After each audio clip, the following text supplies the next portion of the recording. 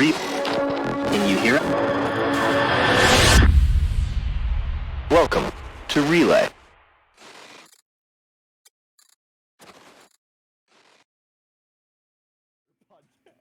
Jake, everything about us is terrible. It is. It's all terrible. Hello, everybody. Hello. Welcome to this terribleness. Yeah. We are terrible. Everything is weird in this world right now, but thank you for joining us. Whoa, 1 second. Hello. Yeah, working on it. Haha. God, I hate this. I'm doing a mic test so you can. Windows automatically sets Discord to like 2% volume. Weird. Really annoying, actually. Okay, talk. Hello. Okay, cool. I think you're good. Okay. Did you set the there's a setting on any audio device that's like the Windows can take control of this or something? Yeah, I told it no. Oh. I was discussing this actually with Shiver like yesterday, and I've decided that this computer is just haunted and it needs a full exercising. Yeah. Which is a thing that happens to computers. They get haunted. Yeah. We all know this. My last computer was haunted. But like I want to build a new machine later this year. So I'm sort of like, I don't need to do the exorcism right now. I'll just live with the ghosts, and you know, in 3 months I'll vacuum them out. Yep. So hello. Welcome to our unnamed game show. Things are weird in the world, and we're going to talk about those things. But specifically in the context of video games. But thank you for hanging out with us. Yeah. And supporting the new show. Tell your friends, tell your dog, tell your grandma, as always. We were supposed to have an Akara, but I think he fell asleep. We're pretty sure he's asleep because he's been playing The Last of Us literally nonstop for a long time. Yeah. Which I'm gonna talk about later today. So and also if you're in the chat and you're worried about spoilers, do not worry whatsoever. I will not talk about the story at all, except in a very meta context. And I won't actually discuss specific events of The Last of Us at all. The only visual from the game that we're actually going to show in the show is showing off the amazing physics simulation that is in this game. So, yeah, we're going to talk about that. But before that, David, what you playing? What I'm playing before I begin with what I'm playing, I've decided that there's a new segment that I'm starting right here, right now. It's a more important segment than any of the other segments, and it's called "What You Drinking." Oh, I'm not drinking anything. It's actually a serious problem. It is. You should remedy it. Yeah, I drank it all already. Yeah, it is significantly harder to go out and get beer now, which is a problem. But I am drinking. Space Invaders IPA. Very fancy. Very fancy. I'm excited for it. Oh, nice Muscavian. I greatly enjoy that your chroma key is actually chroma keying out the green of the can. It's pretty good. It's not even very like IPA. The green. Yeah. It's funny because I don't even chroma key anything anymore. I should probably just turn it off, but I've left it. Yeah, it free up some processing power there. My CPU is actually under like 40% load right now. Yeah. And GPU's at 46%. Anyway, hello. That's what I'm drinking. Okay, what am I playing? Yeah. Well, I'm playing Dragon Age Inquisition. It's a very long game. It's a very long game. Very long. I don't think I'm anywhere near anything in it yet. Still very early on. it's actually had some fantastic writing so far. Oh yeah. Like I remember when it came out, there being and I think this is something we're kind of gonna talk about later today. But there being a lot of people that were very angry at Dragon Age Inquisition for various reasons. Uh-huh. Um, and I had Some of them valid, most of them not. some valid, I'm sure, but like, um, I've actually tried 3 or 4 times now to get into Dragon Age Inquisitions, and I never could. I don't know why exactly, but this time it's sort of clicked with me a bit more. I've gotten way further than I ever have before, and it's like, okay, some of the writing is great, some of it's not. Some of the gameplay is really fun. Some of it's really buggy. Like Oh yeah, that's Frostbite for you. man, it really could have used another like 6 months. It should have just been made in Unreal, like I mean, yeah, but Mass Effect was. yeah, but it's quite good. There's some great dialogue. There's some good stuff going on. There's some interesting choices. Yeah, the characters are fun. Keep an eye on Solus. He's my favorite character for many reasons. I got rid of him in my party. Oh, you don't need him in your party for him to be good. interesting. As long as I don't like him in my party. You don't need any characters in your party to interact with them and have the story, which is nice. So, yeah, that's just a Bioware thing, and I love that game. It's a really good one. I highly, if you have access to it, definitely play the DLC. For some reason, the name of the DLC that is coming into my brain is Hearts of Stone, which I'm pretty sure is the expansion to The Witcher. But it's the one about the dwarves. Play that one. Okay. I do. I finished Dragon Age Origins. I never finished 2, so I just moved on to 3 or to Inquisition and just playing it. So there's a really good moment in Inquisition that rewards you for having played 2, Right. but I don't think you need to have finished 2 to appreciate it. Okay. So yeah. I mean, and plus, what's his face? The dwarf man with the gun with from his 2. Brianna, the crossbow. The crossbow, yeah. That he named. Can't remember his name right now. That's a good side quest about that crossbow in this game, by the way. It's very good. One of my favorite quests in the game. I'm as I said, I'm still working on it. I only just got to Redcliffe or whatever it is. I'm trying to figure out the mages. So I'm early days yet. Yeah. Been playing that, and I've been playing some Minecraft. Yeah, new update came out today. Yeah, I saw that. A big update, in fact. There's a whole new class of tools. Yeah, it's that's good. I played Minecraft like in way back when it was still in either alpha or beta, like right when it first launched. Yeah, and it was cool. But then I got to the point where there was nothing really to do. It was like, okay, I've built my giant mountain that is a penis, which is a requirement for like. Yeah, I've built my house. I've built my sky house. I've built a couple things, and I'm like, okay, that's it. I'm good. There's no adventuring to go on. There's no any. Nah. It's changed now.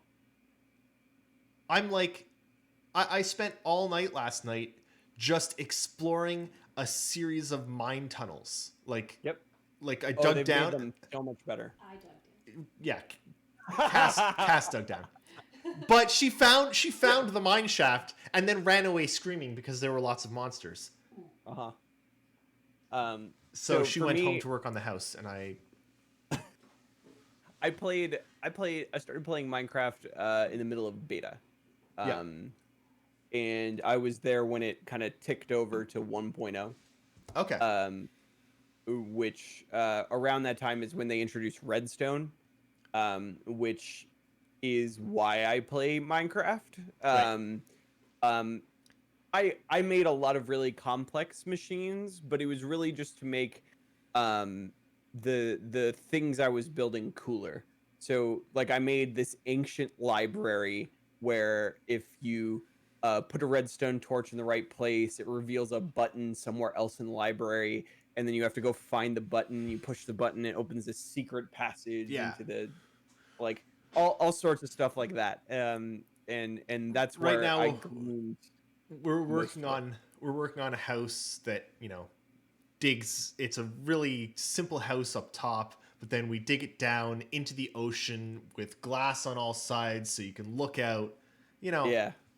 Um, an underwater dome fortress is something that I always wanted to do and I never did. Yeah. Um, my my two favorite contraptions I ever made, aside from the blueprint I used to make a 4x4 piston door.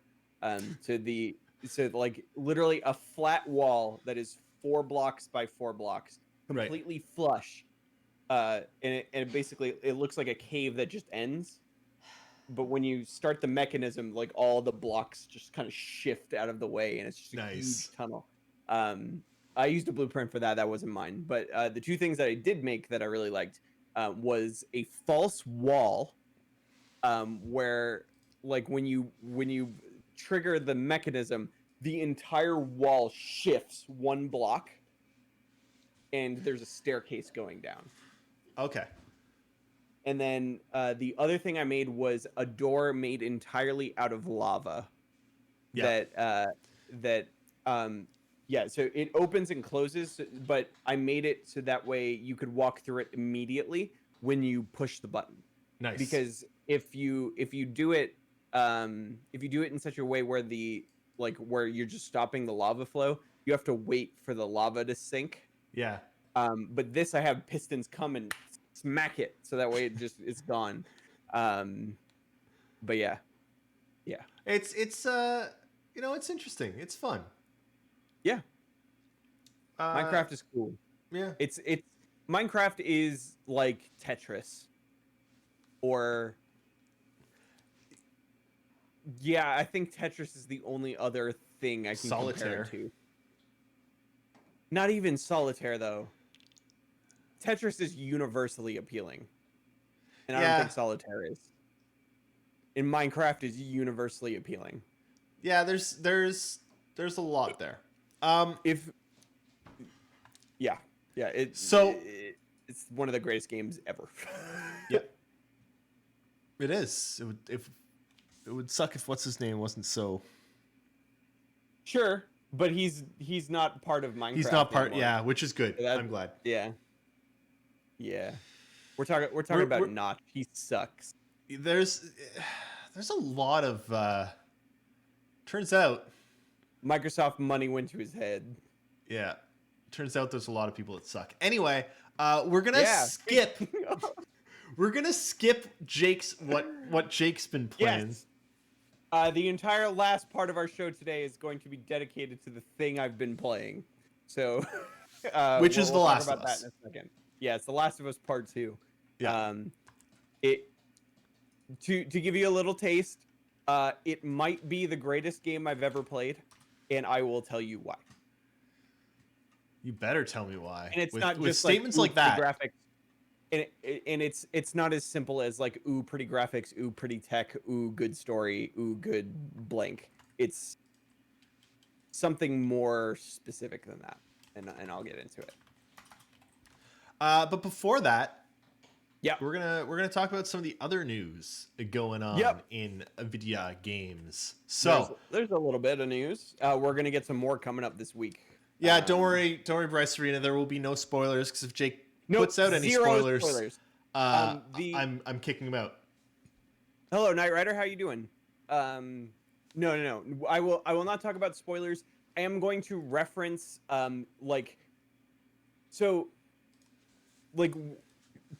I will say a character choice, and that's about the extent of how much I will refer to the story to give you an idea. So you won't know what I'm talking about whatsoever. Bryce Arena, you're about 5 hours into it, so you probably will know what I'm talking about in this case. But yeah. Don't worry, I will not spoil anything. Good. Okay, so Oh, I know you do. I know you do. Yep. I want to start by something more important than The Last of Us. It's pretty important. I'm not gonna lie. It's pretty fucking important, man. Oh my god. Did you watch the trailer? Oh, I did. Oh. I did. No, Ladies and Niskavian. gentlemen, More important than Star Citizen. ladies and gentlemen, Nintendo has given us a beautiful gift, and they are making a brand new Pokemon Snap video game for the Nintendo Switch. I'm very excited. I am so excited by more. I'm very excited. Look, I didn't really like Pokemon Sword and Shield. I did not either. I liked some of the concepts. I like the idea of open world. I thought it was executed really poorly. And also, I'm no longer 12, so I wanted something more from the story. But that's the great thing about Pokemon Snap. Oh, I don't care about the story at all. There is no story. It's just take pictures of Pokemon. When the story in Pokemon is good, it's an absolute pleasant surprise, but it's not what I expect out of those games. Yeah. Looking at you, Black and White, you are the best generation Pokemon. I'm saying it now. Yeah. But like, we're gonna be getting. Get out of here. So the Pokemon Snap was Nintendo 64. Yep. For those who don't know, it's a game about where you ride around in this little cart and you take pictures of Pokemon as if you were a wildlife photographer. It's like one of those light gun games where you're on a rail. Yeah. But instead of shooting stuff, you are taking pictures of Pokemon. That's it. That's what you do. That's it. You take pictures. It's a good time. And you get points based on, the quality of your picture. How's the framing? How many Pokemon are in it? Are they doing interesting things? Gets you points. It's fantastic. Yep. Are they facing the camera or are they facing away from you? Yep. But now we're going to be getting it on the Switch, and you have to think. Fatal Frame? I would play a Fatal Frame Pokemon game that's still a horror game. Because it's going to be on the Switch, like, they should be able to use. Think of the motion the controls. motion controls. So it's going to act. You're going to be able to have your Switch in your hands, and it's going to feel like a camera. That's awesome. Can you think awesome. Right? That's awesome. I'm very excited. I'm so excited. I'm all right. Like that to me is the biggest news of the week. All right. Yeah. Second biggest news of the week is on last Thursday. Yes. To kick off the D&D anniversary live stream, Larian Studios showed off an additional hour of gameplay of Baldur's Gate 3, and it looks amazing. It is so much. It's even like the amount of polish that they have managed to get in 3 months is insane. It's insane. It's a totally different game. And just the amount of choice, the amount of physics simulation that this thing has, the verticality, it looks incredible. If you like tabletop RPGs, if you like Dungeons and Dragons, and if you like turn-based RPGs, period, this is literally going to be the definitive 5th edition video game. So get your buttholes ready for that. That's gonna be amazing. And it's coming out in August. Well, it's coming out early access in August. But they're saying that like there's going to be a number of acts, right? probably 3 or 4, not sure how many. But they're saying that the first act, which is what they're going to release in August, maybe, the first act apparently has as much content as all of Divinity 2. What? Excuse me? Divinity Original Sin 2 is about 120 hours of video game. Baldur's Gate's gonna be nuts. I'm scared of this game. Yeah, I'm scared of it. I'm scared of it. But and the conversion seems so good too.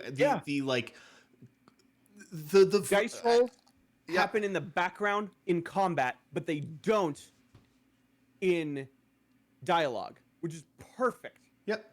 And environmental ones, like when you walk into a new area and there's like dangerous webs from spiders, your character automatically rolls nature to see if they know what it is and how to deal with it. You don't have to think about it. All that stuff is automatically rolled in the background. It tells you when you fail. Yes. But no, it doesn't. In specifically that instance, they don't tell you if you fail, but they definitely tell you if you succeeded. For that, but if you don't see like a hidden door or something, it lets you know that there was a check. It doesn't tell you what you failed to see, but it lets you know that there was a check that you failed, which I also really important from this gameplay. They show that they changed up the narrator. The way that the narrator looked in the last preview that they gave was really not great. Oh my goodness. Eric's here. I didn't. Hello. Did you fall asleep, sir? Yeah, I sure did. Well, you also got your head shaved. Yeah. Very nice. Look at this. It is summertime. Eric has no hair. It's we're true. both Jake. Yeah, I'm. Eric. Hey, Eric, look. Good news. We haven't started talking about The Last of Us yet. Ironically, that's the reason I fell asleep, because I was up too late playing last. Look, this is. I have to do almost no fixing for us to be like ready to go. I'm pretty impressed. Look at this man. He's on it. Yeah. In the production value. Wow, that was something else. That's impressive. Also, Eric. Thoroughly impressed. We're talking about Baldur's Gate. So Baldur's Gate is a game based in the Dungeons and Dragons universe. Yes. Are you showing off your jacket? Very, very nice clothing there, David. Yeah. He doubled up on his space nerddom. He did. But yeah, basically Baldur's Gate looks amazing. As if we had any doubt that it would. Larian is one of the best RPG makers ever. The work they're doing on it is fantastic. It's you know, I've been thinking about a lot. I think it's a hard choice between, you know, Pokemon Snap and Baldur's Gate 3, of which I'm more excited for. But like, but there's a conversation to be had there. There's a conversation to be had that Baldur's Gate 3 is the most exciting game on the way. I think there's a serious conversation to be had about whether it is more exciting than Cyberpunk. Yeah, of course. It's that impressive what they're doing. The other thing I love about Larian, and you see this a lot, their presentations, they have something that I like to refer to these days as a CIG-like quality into their presentations, in that they do it live. Yeah, I love it. Sven makes me laugh every time he's in front of the camera. Sven is you great. see bugs, and they die on screen by accident. That's the thing, is that's one of the most impressive things about their presentations. Like the one that they were showing, they were on a strict time limit, right? Yeah. Yeah. And he was like, I've got like 3 minutes to get to Here the we go. Underdark. Here we go. We're throwing boots from character to character. We're That making was awesome. right? Like That was awesome. but So but awesome. but it's amazing to see that, because that is Yeah. exactly the kind of decision that gets made in Dungeons and Dragons games when you're like, guys, boots. guys, it's like 2 a.m. and I'm tired and we need to Yeah. get to an endpoint. I'm jumping. You know what? I'm Screw going. you all. I'm jumping and Roll athletics. Yeah. Go. you know? That's what's exciting about Dungeons and Dragons, and the Yeah. game is capturing it. Oh, Mhm. it's so good. I also like that the game has the same type of levity that you feel when you play Dungeons and Oh, Dragons. yeah. It's not, Yeah. not so grim dark like a lot of fantasy these days. It's very goofy and very silly, and the goblins just made me crack up. every Oh, time the they open goblins their were mouths. great.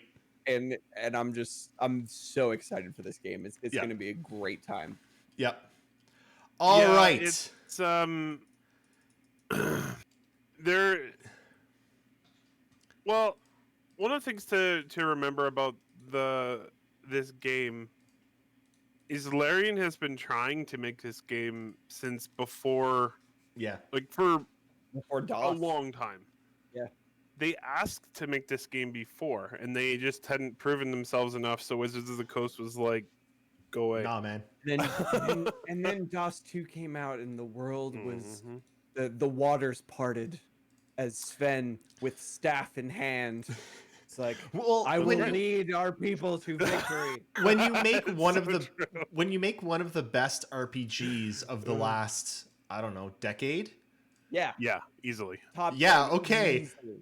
we will hand you the reins for Baldur's Gate. You know? Not only that, and that's what but, it I mean, was. It wasn't a one-off thing. DOS 1 is an amazing game too, as you're playing it. So Very good. Yeah. Okay. I want to move on because It's like we got saying some. The Witcher 2 is an amazing game. Yeah. yeah, Witcher 2 it is an amazing game. It's not The Witcher 3 though. That is Witcher- very true.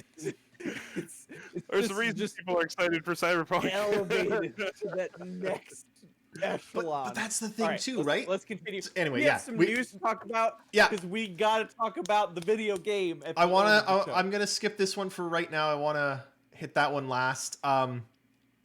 Mixer's dead. Mixer's dead, yo. Like 30 days notice dead. Yeah. Yeah, they're just like, yeah, we're not doing this. Yeah. So Mixer's dead. They've dropped everyone, and they're like, "Oh yeah, we're just throwing in with Facebook Gaming," Oh, dude. which Okay, all right, no. So first of all, no, get out.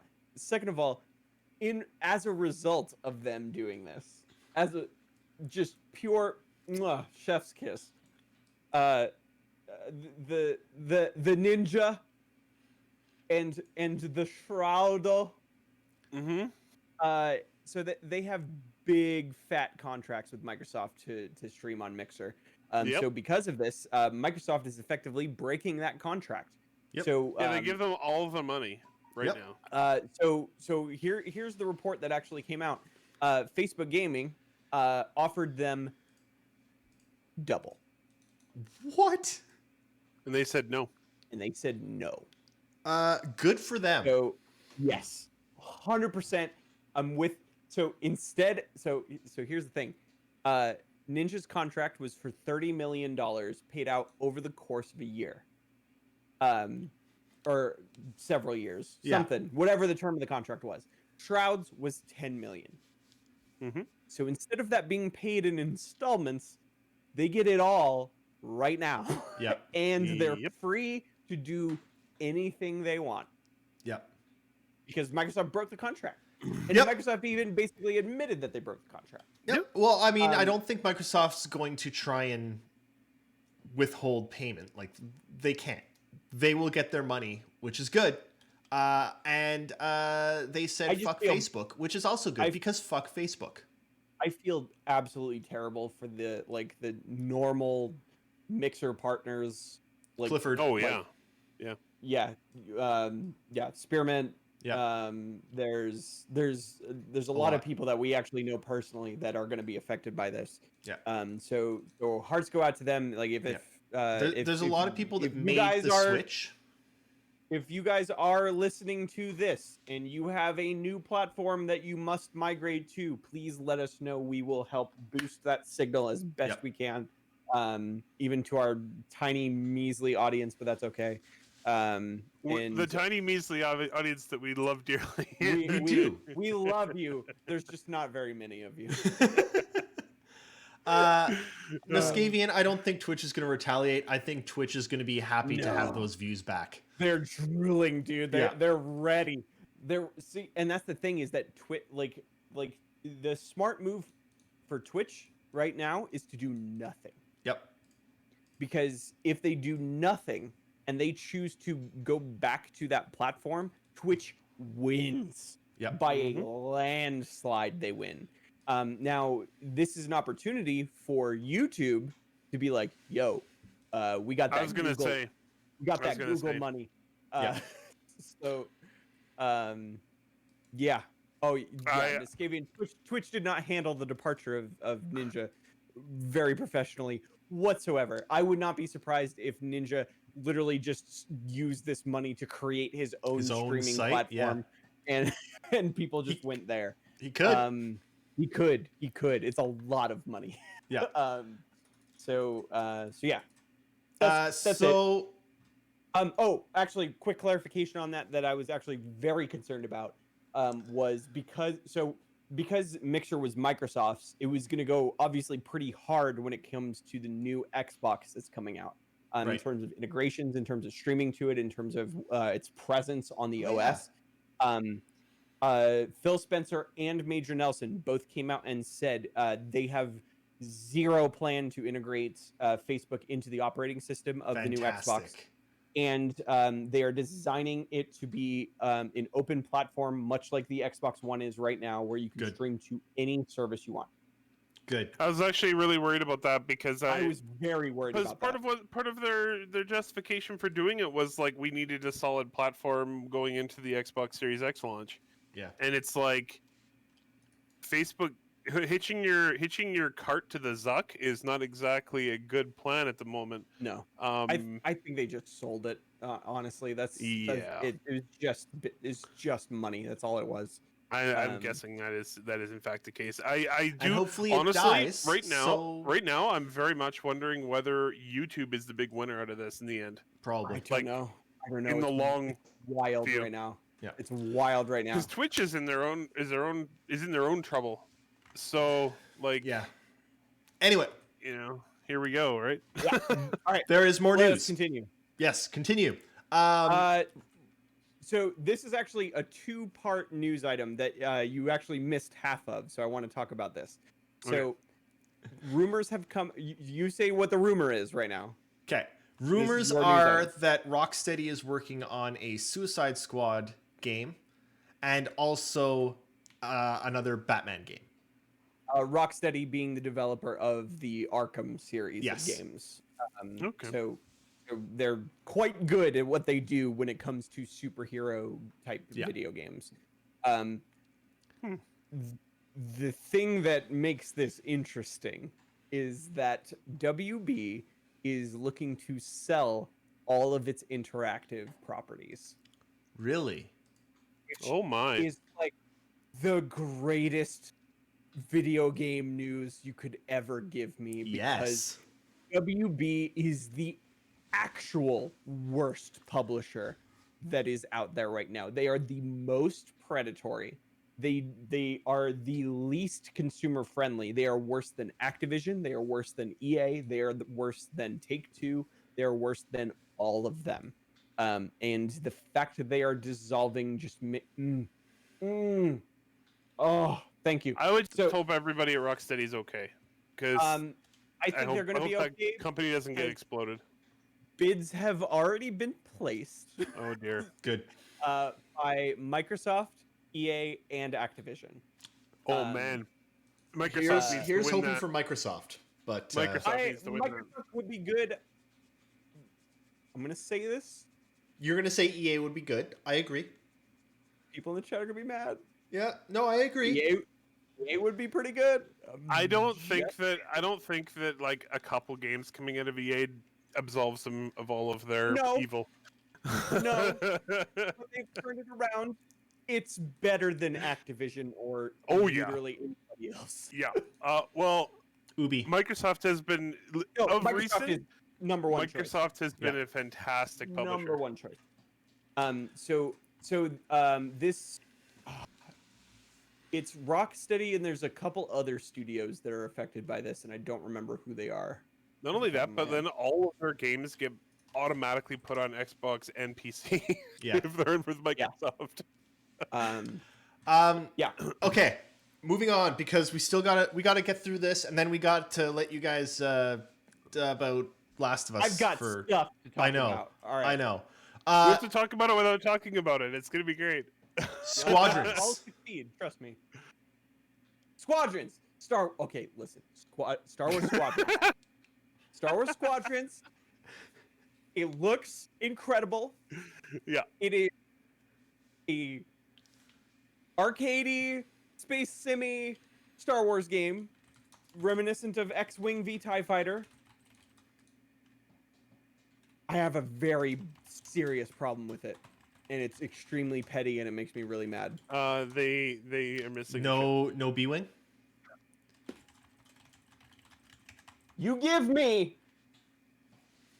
this, and this, and it's a 5v5 game. You give me all of Alphabet Squadron except this one.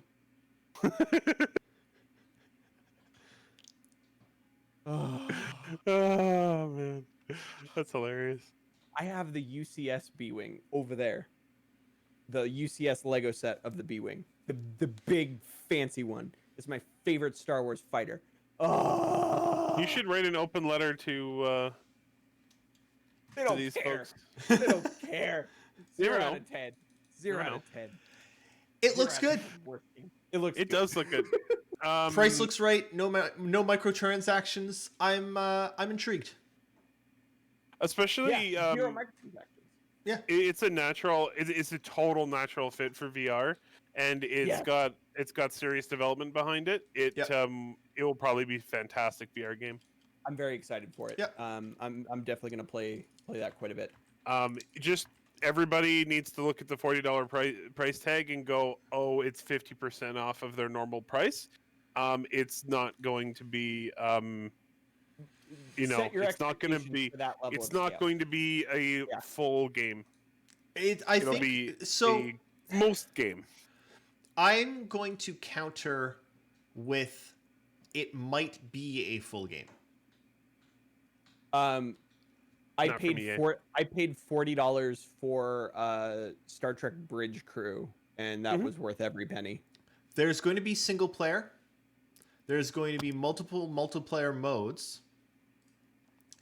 Yep. There's a part of me that wonders if this might be someone at EA being like, maybe we'll sell more if we just make it $40. Also, this is the shattered husk of the team who was working on the single-player Uncharted-like game in the Star Wars universe, and I'm very upset that it doesn't exist anymore. But That might This actually is- have something to do with it too. this is Overwatch when they were working on Project Titan. Mm-hmm. Right. Which is the weirdest thing. Anyway, we'll see what comes of that. Overwatch is good, so Yeah. you know. Somebody's gonna write a freaking book about what happened in Blizzard, and it's gonna be a good read. Yeah. They've got one last chance. Oh. Diablo 4, I'm waiting to see that, but in the in this section that I'm highlighting here, we're going to talk about Blizzard. Yeah. Okay. Cyberpunk. Alright. Cyberpunk got delayed to November. I'm actually happy about it because it gives me more time to save for a new PC. Yep. Honestly, I've seen almost zero kickback on this. People are like, okay. Oh, they delayed the game 3 times like they always do. No, you know what? Yep. I've had enough of this namby-pamby business. This is horrible. Game studios cannot do this to us. They make a promise and they need to stick by it. You know, I put in And that's why we have crunch. Yeah. uh, So the upshot of this was that they are delaying Cyberpunk by 8 weeks for like 100% bug fixing and polish. It won't be 100%, but I appreciate your optimism. Okay, that's what they said, Yes. but you know, yeah, obviously not. 0% game breaking bugs is probably what they're aiming for, at the very least. They put out the letter and it basically says the game they talked before. It said basically the game's done. It just needs it needs to be played through a whole bunch of times by a lot of people, and every nook and cranny of the game needs to be explored. I'm right here, dude. I've been Right? playtesting Right? Star Citizen for 10 years now. There's nobody more equipped. Hand it over. there's also going to be a 4-issue comic miniseries that's going to start in September. Yep. It's going to look like this. It's already on Amazon. You can pre-order it. It Dark looks cool. Horse Comics. Dark Horse Yeah. makes good comics.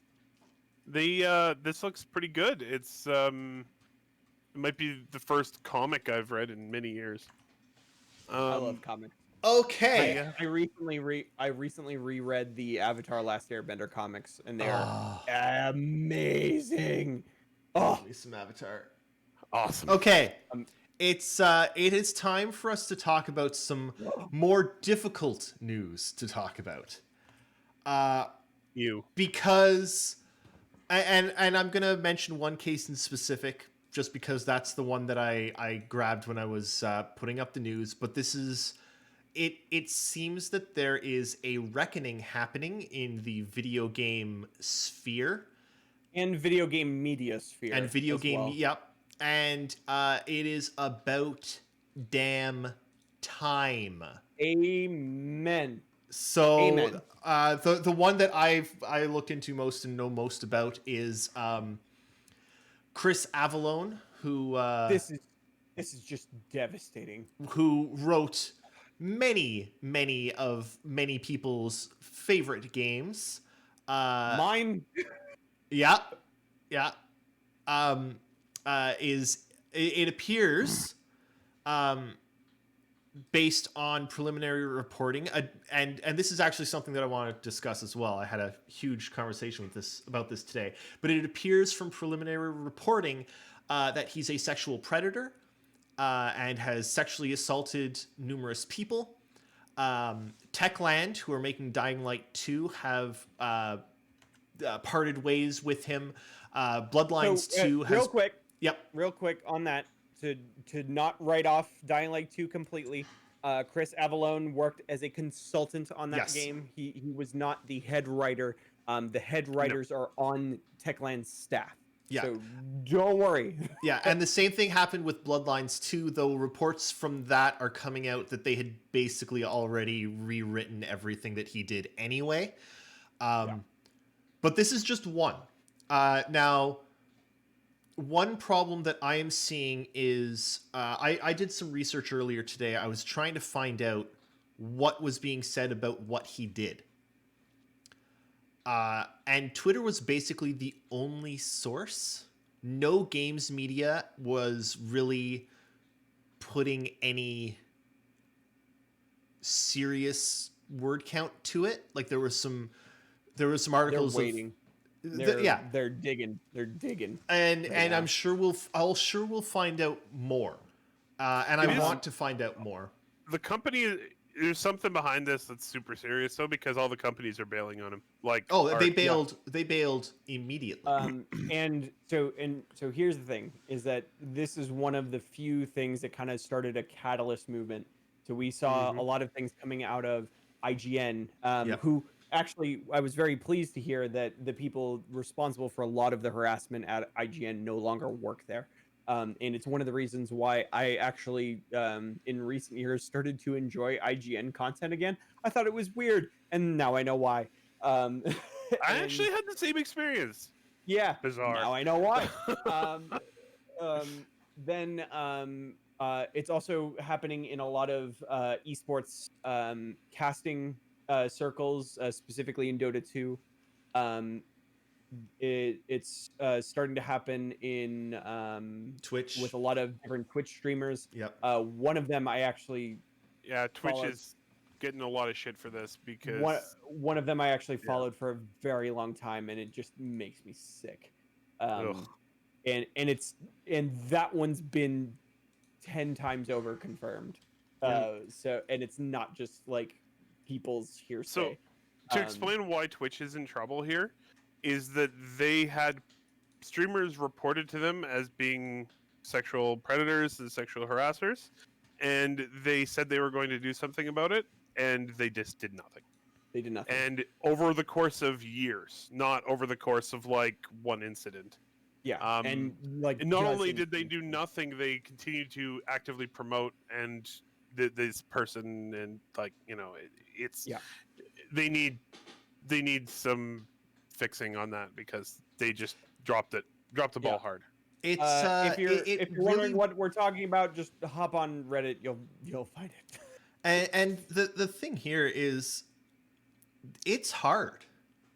It's really, really hard for a woman to come forward and say, hey, this person that I admired, this person assaulted me. And it's even harder when a company does nothing.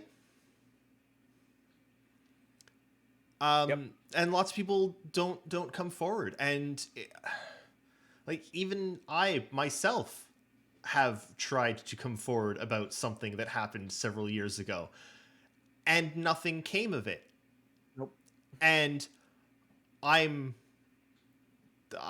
wasn't really bothered by the stigma. Not really. Not anything drastic, but a relevance was lost. I'll say yes, that. but it's but also, like, the extent was not nearly as bad of what happened to me as has happened to lots of these women, and it's terrible. There is and should be at all times, in all places, zero tolerance for this kind of abuse. Period. Can I just say that parties are terrible? Yeah. Just the entire concept of it, it's awful. Yep. Anyway, things are real bad right now, and you'll be able to find all that stuff out right now. So keep your eyes peeled.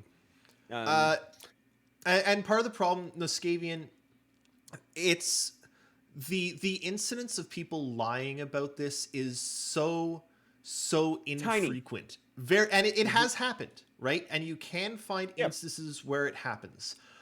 But considering the vast majority of cases that aren't reported because women know that if they report it, someone's going to say, oh, you're lying. Right? It's not... There is a reason that right now people are saying believe the accusers, and it's because it's so hard to be an accuser. And we live in a system where the judicial system does not care about accusers. It does not care about women that are accusing people of sexual assault. They have nowhere to go. It is two broken systems that are clashing. There's the instant cancellation, which is bad, and there's the complete ignoring of problems on the legal side, which is worse. There are no solutions. It is difficult, but it is a conversation that needs to be had, and it's something that needs to be wiped out and eradicated from society. There should be no reason that any woman should go anywhere and feel unsafe at any time, period. Yep. All right. All right. Speaking of women perpetually feeling unsafe,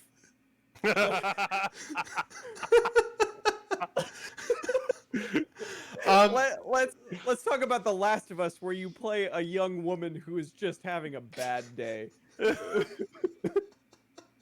This is very true. That's actually a good TLDR of the entire game. Yeah, Jake. Ellie- I don't know. Ellie I'm has not. a I'm not bad really day. comfortable about that segue there, Jake. I know. I'm sorry. I'm sorry. I had to do it. I'm sorry. Oh, The worst part is that Ellie is a victim too, and I'm sorry. I made the joke as poor taste. Okay, let's continue. I'm gonna move on. So Eric and I Hi. are playing a video game. Wait. We are. So this is the only thing both of you are playing, correct? Yes. Yep. Right now? Okay, good. Yes. Because I missed who it was earlier, but was saying that what's the Moose playing, and we know what the Moose is playing. He's playing Deer Simulator. He's been playing it for way Yeah, too long. It's a little absolutely. creepy. But when it comes to the Every once in a while, it's actually really weird because you see his like icon light up with Bear Simulator, and you're just wondering what's going on. yeah, Maybe he wants to be the predator every once in a while. it's true. You know? It's like that shark RPG, you know? Yeah. Totally. Maneater. Yeah. But this is all that either Jake or Eric have been playing. So Yeah. what you playing, guys? All right, we're playing a video game by the name of The Last of Us Part 2. Yes. It is made by Naughty Dog, who are the creators of the series of games known as Crash Bandicoot, Jak and Daxter, Uncharted, and The Last of Us. The Last of Us. Wow, how do you go from Crash progressively Bandicoot to The Last of Us? progressively darker and darker as you go? Yeah, I was gonna say. Over the last Yeah. 25 years. my. All right. I'm gonna say this right now. This might be the greatest video game I've ever played. Yeah, it's And, Let's talk about why.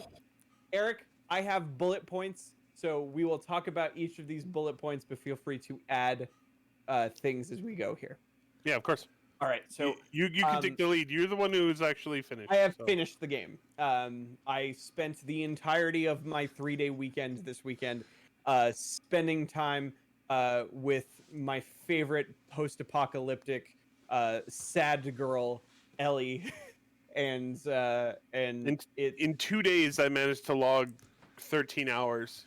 yeah. So it's that type of game. This is also Naughty Dog's longest game since Jak and Daxter, the Jak and Daxter series. It clocks in at around 30 plus hours. So yeah, prepare for that if you're jumping into it. So for those who don't know, The Last of Us is about it's a zombie apocalypse game, but it has a kind of a unique twist to it in that Very unique. it's not a virus, it is a fungus. It's actually a real fungus, which makes me very scared. It's called cordyceps. It's a real thing. It's scary. But basically, normal zombie apocalypse happens, and the twist of this is that this takes place over 2 decades after the zombie outbreak happens. So society is wiped out. People are just trying to survive. There's tons of factions all warring at one another, whether that be the government, terrorists, religious cults. They're all vying for control, but really at the end of the day, they're just trying to make it through one more day. And it follows the story of these 2 people. And I'm not even going to actually talk about the spoilers of the first game at all. So please, if you have the ability to play the original The Last of Us, it is an extremely, extremely powerful game that does not even hold water to this one. So just a quick update, just a quick note on that. If you are wanting to come into this series, even though the Last of Us is 7 years old, they have updated it for PS4 Pro, so it actually looks like I played it this year. It looks amazing. It looks fantastic. Runs at 60 frames. It is a fantastic fantastic remaster. The textures hold up. It's beautiful. But it focuses around the story of these two people. One by the name of Joel, who is kind of a late 50s older guy who has gotten in business with the wrong crowd more than once, and he's just trying to make his way. And in the first game, his companion, which is Ellie, who due to various circumstances end up traveling together across the United States. You play as Joel in the first game, and in this one you play as Ellie. So this game is all right. Nope. I'm starting with my nitpicks. Here we go. No, we're gonna pick the nits. I'm starting with the things I do not like about The Last of Us Part 2. Here we go. Hold up, just 1 second before you begin, just because we were talking about The Last of Us 1. It is on PlayStation Now. Oh, it is? It's on PS Now, which means you should actually be able to get a PlayStation Now account on your PC and play The Last of Us. Yeah, you should do that. That's very, like, if it is there, that's very recent because it wasn't there last week. I believe it is on there. I just checked. It's on the list. You should do that. So you should play it. Yep. Niskavian. It's PS Now. It's like Game Pass. It's one of those. Like pay a month. Play it. Yeah, it's good. about 16, 18 hours long. The first one, give or take. It is there too, and so is the expansion. Yep. Also very good. That one's about 5 hours. Yes, long. Excellent expansion. You can play it on PC. Oh shit! Okay, go play it. It's worth it. Just go play it. There you go. I think it might require a controller. Oh, very likely. I don't know on that. Get a DualShock 4, man. You can use it for literally every game on your PC. Just do it. Yeah. Do it. It might even work with an Xbox controller. Yeah. I haven't tested it, but go play it. There you go. Go, Jake. Right. Sorry. Here's my nitpicks of The Last of Us Part 2. Number 1, mirrors work sometimes. Yup. It is really weird. Sometimes it's flawless. It's a mirror. And sometimes it's just not. Why? Yep. That is, I had pick one. It's a very out of the game type of experience because you're like, oh, mirror. Early on in the game, you're like, mirrors work great. That's really cool. It looks awesome. And then you run into a mirror that isn't dirty, and has no reason that it shouldn't work. And you're like, it just doesn't do anything. And then 5 minutes later, you find one that does. Yep. Oh. All right. Yeah. Maybe it's just honestly, maybe it's just performance saving in certain areas. In that exact scene, you know, maybe. Yeah. Maybe, but I'm mad. Weird. I'm mad. Okay. Okay, that is a nitpick. Yeah, 0 on 10. Go ahead, continue. Number 2, the film grain's a bit much. You can turn it down, I think. No, you can't. Oh, not during gameplay. You can turn it down in photo mode.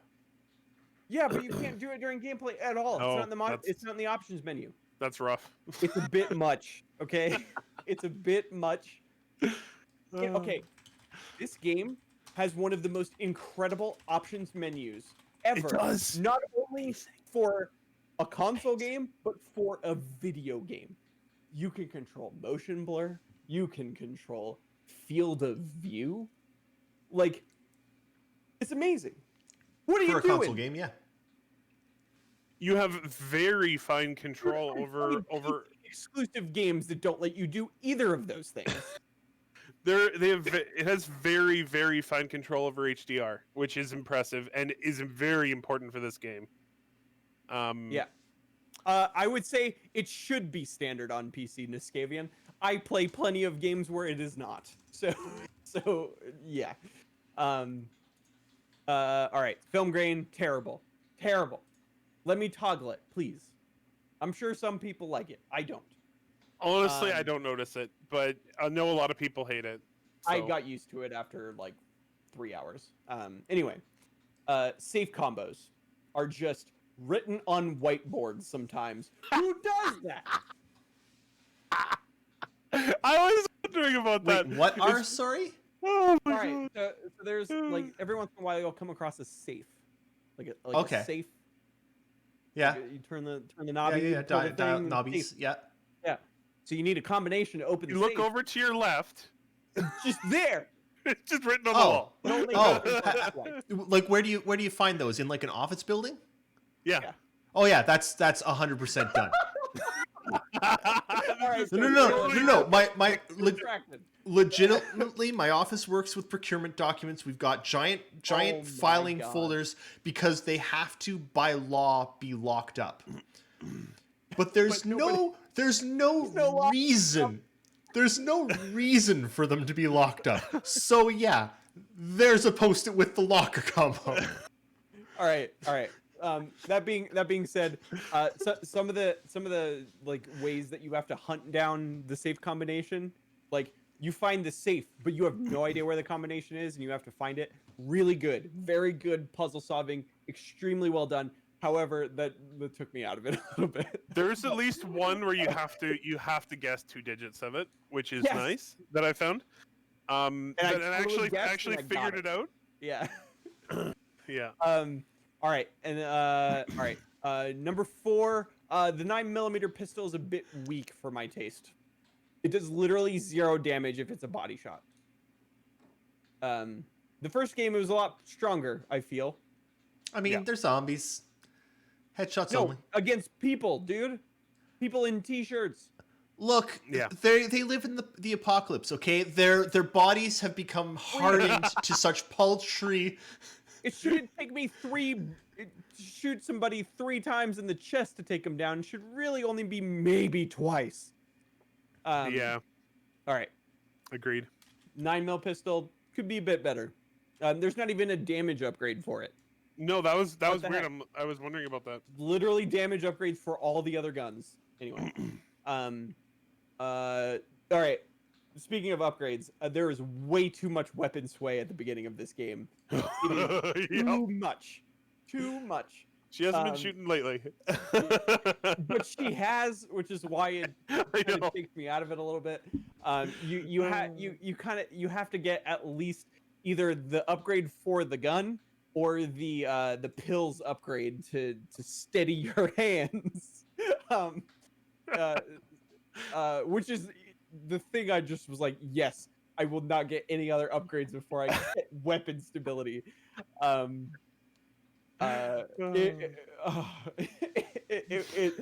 I died too many times to me not being able to aim properly. Yep. That I being still said, die. That I way. don't know, Jake. Sounds like you gotta get good. That being said, it's kind of thematic with like the desperation and like kind of using that Mhm. sense of fear. I get it, Naughty Dog, but it's a video game at the end of the day. Just I have to my bad. say, the sheer panic I have sometimes when I die in that shoot. game. All right, Guys, fast hang start. on, hang on. Fast cart's here. We gotta start over. All right, I'm starting over. Okay, I'm not one starting second. over the whole show. I'm starting over the last. Can you hear it? Sometimes. Number 2, film grain is a bit much. Number 3, sometimes the safe combos are just written on whiteboards next to the safe. That's dumb. Number 4, 9mm pistol. The 9mm pistol isn't as strong as it used to be. That's dumb. And number 5, which is what we were just talking about, there's too much weapon sway until you get at least your first upgrade, either for the weapon or for yourself. Mm-hmm. Okay, number 6. They made so this game is a very much like it has survival elements. So you're scrounging the environment for like garbage, literal Anything. garbage, and you make stuff with it. Like the silencer for your pistol is a rag and a Coke bottle tied together and put onto the barrel of your pistol. It is fantastic. So you're just finding crap and finding uses for it. So like you get a baseball bat. Baseball bat does good damage, but what if you taped scissors to it? You know? I love it. I think you'll find, Jake, that scissors taped to a baseball bat actually make very, very poor cutting instruments. You can't you can't control them Bad anymore for cutting. to cut. Bad for cutting, really good for stabbing. Oh, okay, cool. It hurts so- more when you hit somebody with it. so in order, you're gathering all these materials and weapon upgrade parts and various things, and they made an animation where if there's a bunch of items all right next to each other, like if you open a cabinet, there's like 2 or 3 items in there. They made an animation where Ellie will reach down and actually just scoop them all up and put them in her bag. It's great. It saves a bunch of animation time. It only works sometimes. So sometimes when you go in there and there's literally like 3 items right next to each other, perfect, and even thematically, it's like a rag, a Coke bottle, and a roll of tape. You could easily just scoop all that up, stick it in your bag real fast. She just sits there and goes like, it's dumb. Yeah, that's rare though. Yeah. One of the things they actually do really well with that is they actually alerts a lot of games looking at you, Bethesda, where they have the same animation, one animation for picking stuff up. Yep. And you always use the same. There are a whole bunch, and sometimes you'll see her use both hands at the same time to pick up 2 things. Sometimes you'll see her pick up multiple things with the same hands, so she'll like grab one, then grab another one, and then put them both in her bag. Yep. But sometimes she just doesn't do it properly. It's dumb. Come on, Ellie. Okay, Alright, so Jake, so far I'm counting these up, and you're at minus 37 on 10. Okay. Yep. I got 2 more grievances. Okay. The first one being stalkers. They're the worst. They are enemy in bad. this game. They should be arrested and jailed. Yes, you're right. Yes. All right. Okay. All right. I get your joke. I'm talking about the zombie type. All right. Listen. So the best thing about really any modern Naughty Dog game, this is the case with Uncharted as well, is you treat a combat encounter like a puzzle, because it's like this cool mash of stealth and combat. So you're trying to stealth kill as many things as you can, so that 1, you won't waste all of your ammo on this one fight, and 2, all of your ammo, like 9 bullets. Yeah, 9 bullets. Okay, this game is a bad time. But number 2, like you treat it like a puzzle. So you're like, oh, this guy's here. I gotta time it because he's patrolling around here. So I'm gonna go over here and time it so I can get behind him. And this guy won't see me, so I'll be good. Stalkers just throw all of that out the window because 1, you can't use your Toph listening powers from Avatar to see them because they're completely invisible. And number 2, they have no predictable AI movements. So it just ends up like, I get that you're trying to convey that like these things are really, really fast and mean and they'll get you, but it just winds up being frustrating for me. And this is not a complaint against just this game. It was the exact same way in the first game. So it's just a bad enemy. I'm sorry. Okay. And my final grievance after Stalkers is, and I'm going to say this with zero context, and Eric is going to burst out laughing when I say these words because he's going to know exactly what I'm talking about and nobody else will. There are not enough cowboy hats for the dinosaurs. Are there a bunch of dinosaurs at some point and you can put cowboy hats on 1 or 2 of them, but there aren't enough cowboy hats for all of them? Yeah. Man, that was so hard to figure out, Jake. I had no idea what you were talking about. But it's the context of the scene, you know, that's what I'm saying. Yeah. There's not enough hats. We need more hats. I want everybody to have a cowboy hat. Maybe there was a hat. Maybe this is like a Gnome in Left 4 Dead situation, and way at the beginning, there's a cowboy hat, and you have to like carry it to them. Yeah. No. So, okay, we're past nitpicking. Now Okay. time to Time do to the splurge. explain why this game is maybe the greatest game ever made. All right. So I am going to talk about. So I kind of split this into sections. And at the end of this, the people in the chat, you guys are probably aware of the general perception of this game on the internet. I am going to address it. But before I do that, I'm going to tell you all of the reasons why this game is amazing. So I'm gonna start. So I have all these bulleted, Eric, but again, please jump in at any point.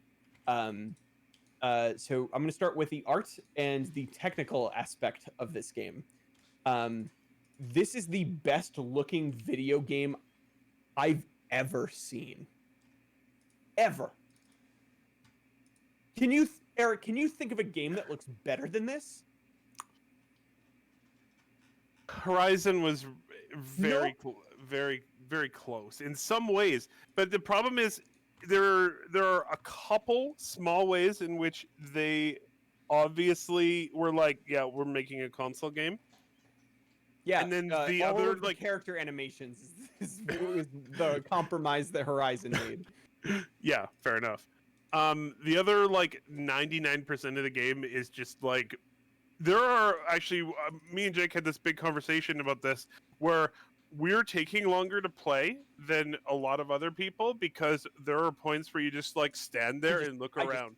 I just stand for I just don't like do anything. I'm just sitting 5 there minutes. drinking in Just like, the oh my. majesty that is just in front of me. It's Yeah. like they've literally made like this like watercolor painting that they've put in front of my eyes, and it's one of those things like. Have you ever like gone on like a awesome hike and you get to like a really awesome place and you get to a point where there's this just incredible view and you're just dumbfounded by the sheer awe of it all? And Jake, hiking There's is no done game that outdoors. what? Hiking is Yeah. done outdoors. Yeah. And oh, you don't go outdoors. I mean, neither do I, but neither do I, but what I'm saying is with impressive environments, whenever I see them in any video game, I'm like, oh man, great looking environment, fantastic, great job. This, I just couldn't tell anymore that I was in a video game. I have There's never. a lot of moments like that. I'm just like, are you kidding me with this? This just looks like they went out in the middle of Oregon and just planted a camera on a hill and just started recording, and they put that in. It was just unbelievable. And here's the thing is that the kind of the beginning of the And game. that's not even the graphically impressive part of the game. No. And that's what I'm talking about. Like the art is the art is just incredible, all the way from the massive, unbelievable vistas and set pieces. Eric, you are about to witness a set piece in about 4 hours that is just going to melt your brain, and I can't wait for you to get there. You're gonna get a message from me at like 2:30 in the morning. That's fine. I'll know exactly what it is. But and then it's all the way down to this claustrophobic, just utter sense of dread that the most horrifying thing God. you've ever seen is around the corner at any given time. And this game is the absolute reason you should have an HDR screen. Yes. Because good Lord, they've nailed color contrast more than anything I've ever seen. All of the dark scenes are extremely dark, but you can see. All of the How they pulled that off, I have no idea. I Because no don't other games know. can. They're pitch black, and I'm just like, there's But you no can way. still see. But you It's can see, bizarre. but you can see in a very limited way, Mhm. and it's so just incredible. So just the grand scale all the way down to just this like visceral tight experience. So you get like the small game and the big game experience all in one game. So there's that. There, speaking of environments, most of this game takes place in Seattle, and somehow they managed to create incredibly diverse environments, even though you never really leave Seattle for the most part. I don't know one how of, they did it. one of the things that I was impressed by too is, well, I mean, I guess I shouldn't be impressed, but they like broke into Rockstar's studio and stole the amazing snow from Red Dead Redemption 2, and because they nailed the snow, like Listen, there's just nailed it. David. Yes. They do simultaneously all packed snow, fresh powder, and in between Really? perfectly. Yes, It's really, really good. All right. perfectly. That's good. So I was literally walking like on like a snow-covered road, and I'm like, "That's weird. I don't have footprints." And then I like veered off to the side where the snowbanks were, and there they were. I didn't have footprints Yeah. on packed snow because you don't have footprints on packed snow. So good. All right. The snow does collect on your characters. So does mud and literally everything in this game.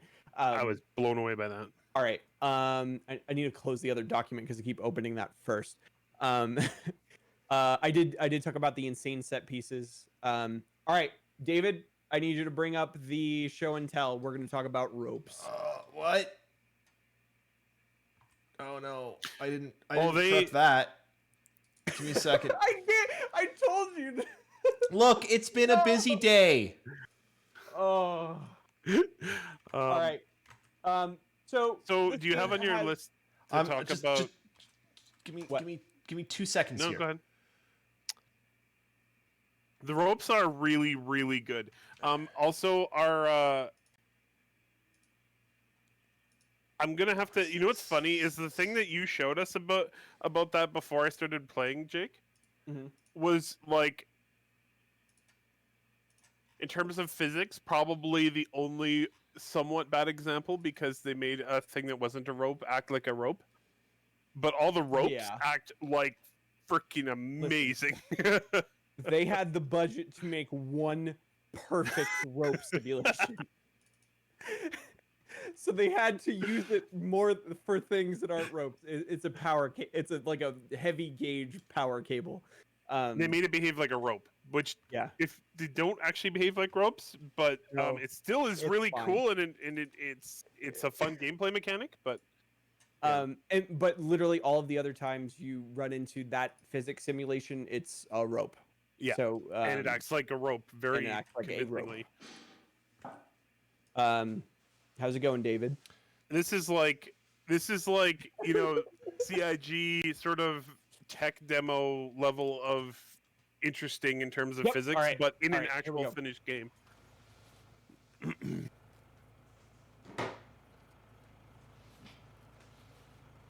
It's coming someday.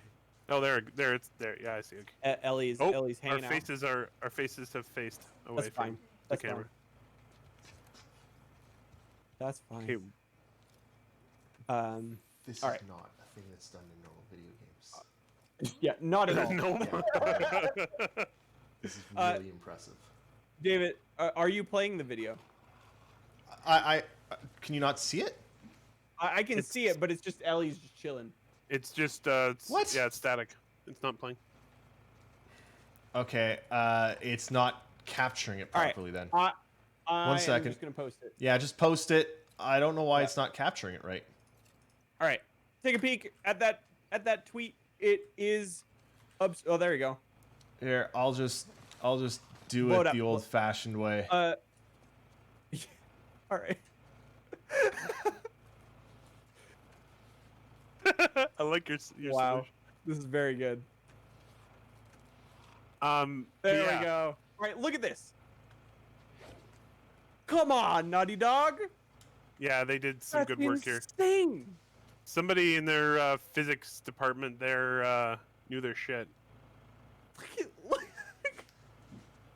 It's yeah. it's really impressive. just You know what's really impressive Amazing. about this is the collision. It collides properly with everything. even Yeah. itself. Yeah, Oh. it's pretty cool. Yeah. All right, and then the other. kind of Wait big- though, Jake. because I have a nitpick about this though.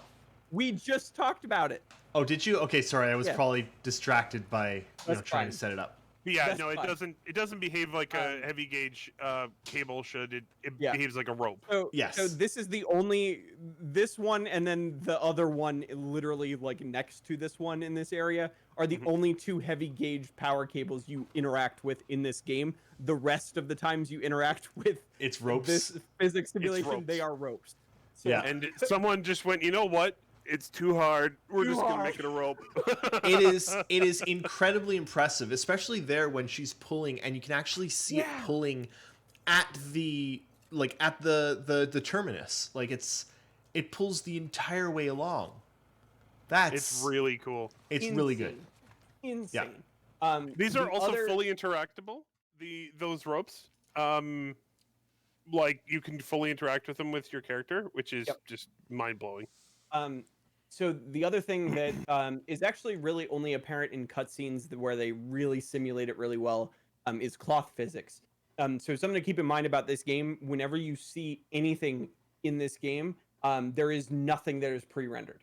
It is all rendered in real time. There are no pre-rendered cutscenes in this game. So when Which you is see insane. absolutely insane, which is why the game looks as good as it does in gameplay as it does in a cutscene. Just obviously the face animations are a lot better. Yeah, they crank it up a bit for the cutscenes. Just a bit. We'll talk about that in a second. So there's a scene where like Ellie is like just messed up on her back, just like her back is just destroyed with like cuts and bruises and just viscera. And Dina like is gonna patch her up, so she like takes off her shirt like this, and you watch it like from her back, and it's flawless. Zero collision, zero issues. It is perfect simulation of. It just looks like they filmed it. It's unbelievable, unbelievable.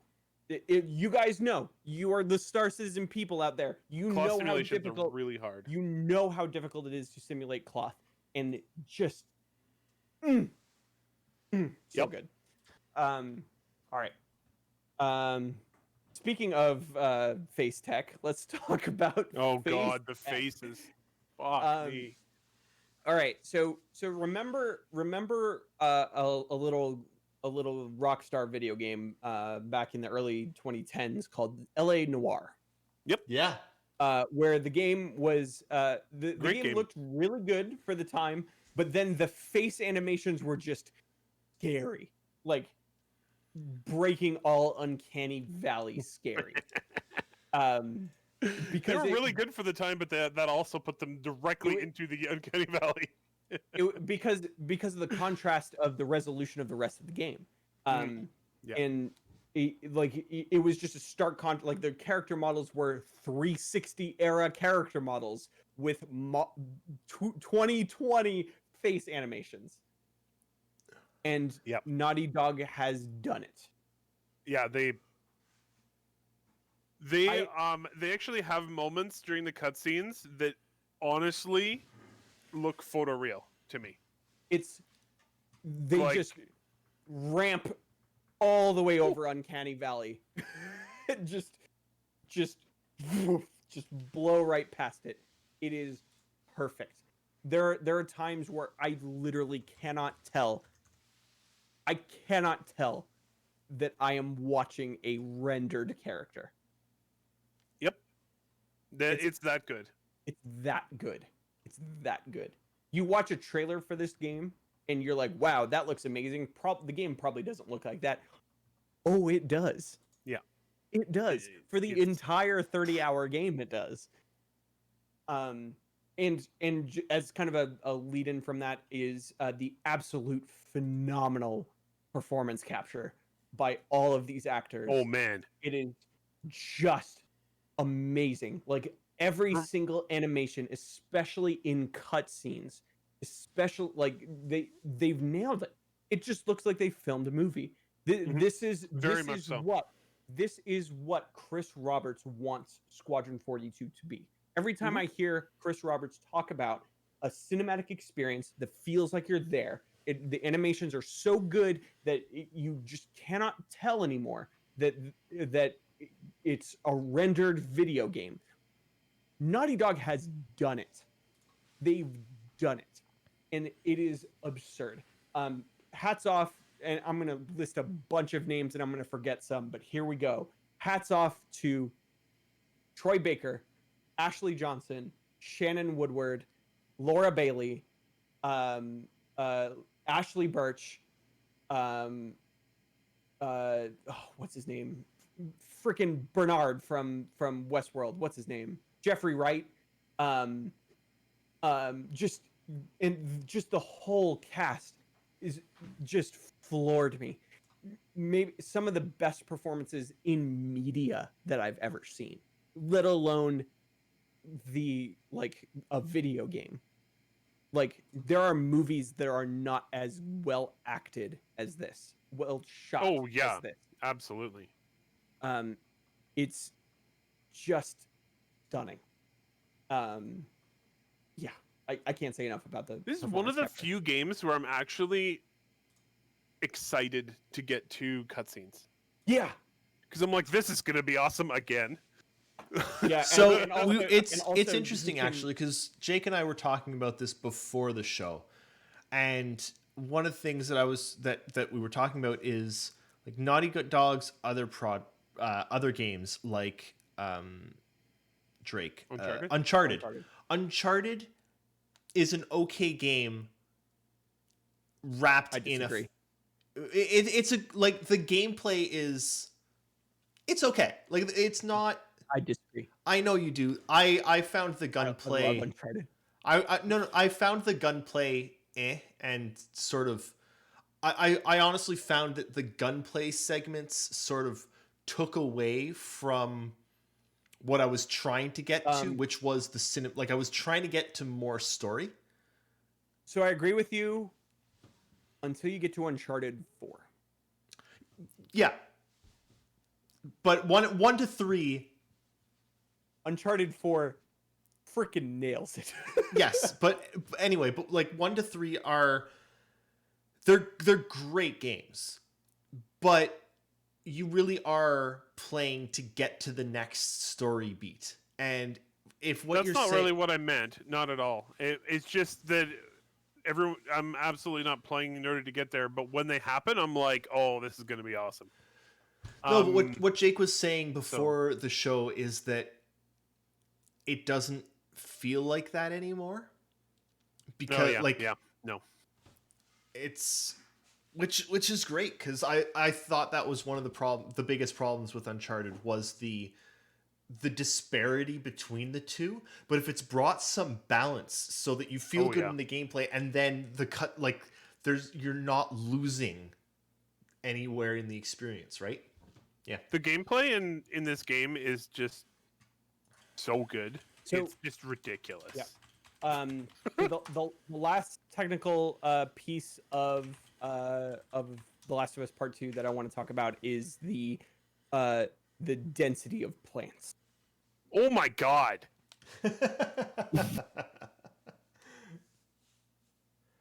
I thought my PlayStation was just going to light itself on fire. No shit. Because not only are the forest environments just the most dense forest you've ever seen in a video game in your life, it's moving because the wind is blowing. And then it moves in a different way when you walk through it. And I was actually going to have a whole conversation with you about the ferns at the one point in the game. Oh, they're perfect. When you use them as cover. Oh, okay. Listen, it's incredible. So, and actually, that's something I want to talk about, kind of to wrap the technical part of this up. Is everybody? I'm speaking to this audience, and everybody in this audience absolutely hates not only consoles but especially console exclusives. I feel like this game is the example of why I'm okay with some exclusives. So one of the main challenges that game developers have when creating a game, especially for multiple platforms, especially on PC, is that you have to accommodate for every configuration of hardware that exists. Mhm. If you're building your game for one console, you can spend all of that time just Optimizing the crap out of it. polishing this thing to a perfect sheen. And that is what this game is. They're not really doing that though. They're building it for the PS4, the PS4 Pro, and also the PS5. So okay. Yeah. 3 I know. Three 3 is comes better. down to 3 is better, but literally thousands. yes. Is what I'm saying. Which there's a reason that I'm really hopeful that Sony will improve on PS Now, because yeah, Jake, you're right. A lot of the optimization that goes into these first party PlayStation exclusives shouldn't be lost, because they are able to do things. God of War, I thought, looked amazing. Way better than I thought a console game could look. Yeah. Right? And you can see the disparity, right? When console first launches, no one's really figured out the architecture yet. But by the end of a console's lifetime, So they if The Last of Us becomes the swan song of every PlayStation, I am just here for it. just, please do this every time. PS5, give me Last of Us Part 3. That's what I want. But here's yes, the please. thing. The idea behind PlayStation Now, which I really like the idea, is Sony gets to they stream it to you. All you're doing So is basically streaming. they have the architecture that's already optimized for this game, and they're streaming it to you, so you're I was not actually actually just- rendering it. I was just going to say that exact thing. You may actually see in the next, we're already starting to see it, but over the next 5 to 10 years, you may see streaming gaming becoming a huge thing, and they can do that a lot more in that situation, because they can go, this game streams from this box. Yep. This is the box, and we're going to make this game to work perfectly on this box. Yeah. And then it streams to everything. And also, the operating system of a console is designed to do one thing and one thing only, and that is Yes. play your games in the best way. So they purposely make it extremely lightweight. If you've ever used a PlayStation 4, you know what I mean. It's horrible. But at the same time, it doesn't get in your way. Yes. And that's one of the problems of Windows is Windows is the jack of all trades. It's made to do everything, and because of that, it's not optimized to run video games. So so yeah, that's my thing on exclusives. But now non-technical stuff. gameplay and why I love it. And also this also gets into like animation a little bit as well. Number one is the upgrade system in this game.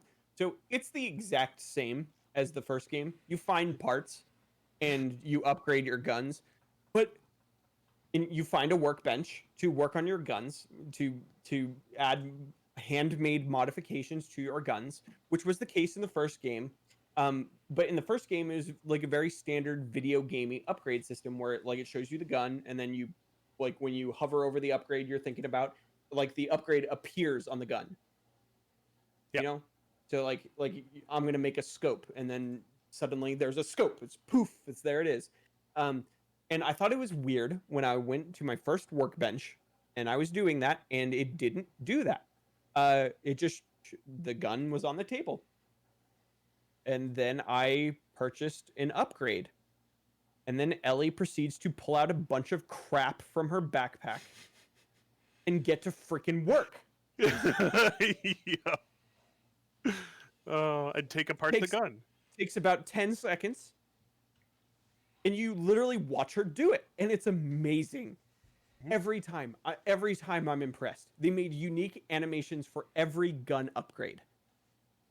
It's so incredible. Awesome. It's incredible. Just small things like that. Also, the upgrades I feel were a lot heftier than the first game. A a lot of upgrades in video games are like 10% this, 20% this. This game is straight up like double, triple. 85%. Yeah. 100%. It's like 100% less weapon sway. Here's a 4x scope. Here's double reload speed. Just like they're hefty upgrades, which also makes it feel really, really good whenever you get an upgrade. So I thought they nailed It that. also makes it really hard to choose what to upgrade. Yes. She always clears the gun, takes out the magazine, and cleans it first. Oh. Yep. So good. So good. Ellie, proponent of gun safety. Hats off. But on the dinosaurs. And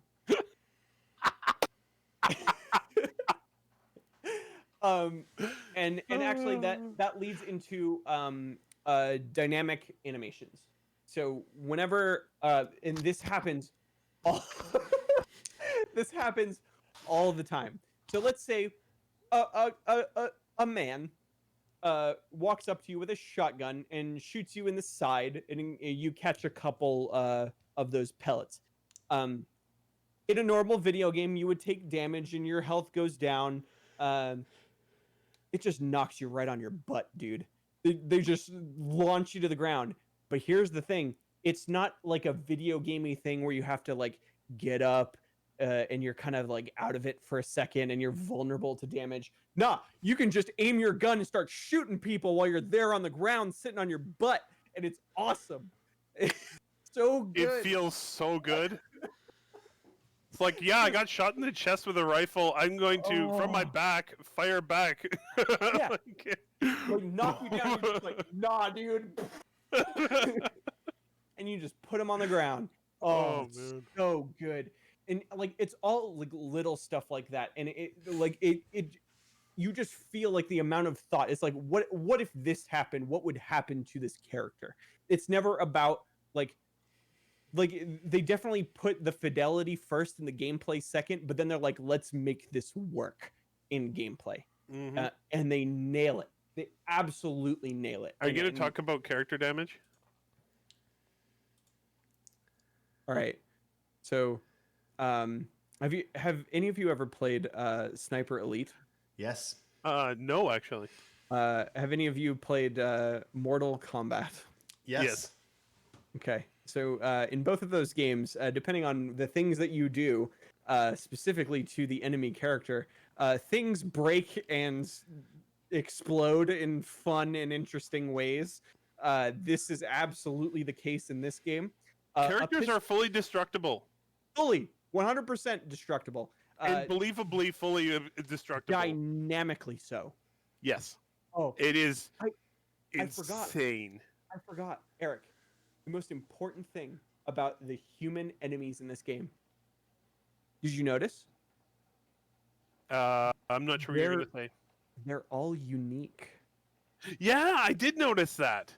Every Unique character single models. enemy NPC in this game has a unique character model and voice actor. So they really drive home that you're killing some real people and not some nameless people. In fact, oh man, I had a hard time a couple times. I'm like, so they're like talking about their dead buddies, and I'm like, yeah, I gotta kill you, and man. Then you I'm sorry. And then you shoot one of them, and they're like, Jimmy, you shot Bob. Totally. And it's a different So name it's funny every time. because there's something I've wanted in a video game or a novel or something. I've been thinking about how to do this for a long, long time. But like, for everyone that you kill, you find out exactly who they were. Oh, they do that all the time in this game. I know, it's brutal. So at minimum, each character has the unique name, voice actor, and character model. Minimum. You see them referenced everywhere in like freaking. Yeah. Oh my god! You find like pieces, like notes you're like on the ground. reading a note about Bob's life, and you're like, I killed Bob like 2 minutes ago. I shot that man right in the face, and his jaw fell off. It's like, so man. It just makes the world just feel so cohesive. Like So I'm playing this game, right? And I talk to Jake and I'm like, dude, I just shot a guy in the face and his jaw fell off. And then he's like, wait until you get explosives. And then like 20 minutes later, I send him this message. I'm like, so I got explosives. You were right. You get multiple types of explosives in this game, and it's So- a good time. I planted a trap in a doorway and then lured enemies to come through the door, and it blew up 2 of them. And but yeah, that's what I mean about fully destructible. There's like just bits and pieces everywhere, and they all fit back together into like a cohesive They do it. like character, It's and full it simulation. looks right. And I'm just like, what did you guys do? And How long sometimes- did you have to research for that? And sometimes you blow off just the bottom half, and they're crawling around. Whether that's a zombie and they're still just coming at you, Or a it's just person. a person crying in agony. I mean, this particular vein Yeah. of conversation bothers me more than interests me. it's a so now. But that's okay. good. I think supposed to bother I would you. imagine that it's supposed to bother you. Yes, And it worked- and that's good exactly because I It was worked thematically with this game 100%. I've 100%. recently been questioning why so many of the games that we love are all about shooting people, and like shooting people's really not a thing that you should do or like doing. This and game it's- makes it's it nice- just a bummer. It's nice to have a game that's like shit. Yeah, Breacher, No, like, 100%. it's not- 100%. it's not I do this. I pleasant. did this a million times. There's some times where I just have to like, I just pause it. I'm just like, Yeah, when I blew the bottom half off of that zombie, I was like, oh my. yeah. Also, when you so- like gut shoot somebody in this game, and like a human person, and they fall down, and then they try to get up, and then they fall down again, and they start screaming in pain, and you're like, oh, that just isn't pleasant. like, And if you you know? leave them, they will bleed out. yeah, and they die. Can you It's save just- them? Oh, No, no. Why not? Why Not can't that- I not go that up you to them and really- be like, "Here, I'll Not that patch you really up." have any time to not do that. a role-playing game. You are playing the character of Ellie, who is on a hell-bent, just blood-filled war path, and Not only that's- that, but there are 100 other enemies like right around the corner. Yeah. You don't have time. you have no time. Yeah. Yeah. So, And I'll talk about the story and. hey, there's a head on the moose. I there we go. put that up like half I an totally hour didn't notice it. ago. Totally didn't Um, notice it. I'm going to talk again. Everybody in the chat. I am not going to talk spoilers whatsoever. I'm going to kind of talk about the story in very broad strokes, and I will not talk about specifics at all. I'm not even going to really talk about the first game, even though it's central to the plot of this one. So do not worry. Okay, where was I? So dynamic animations, amazing.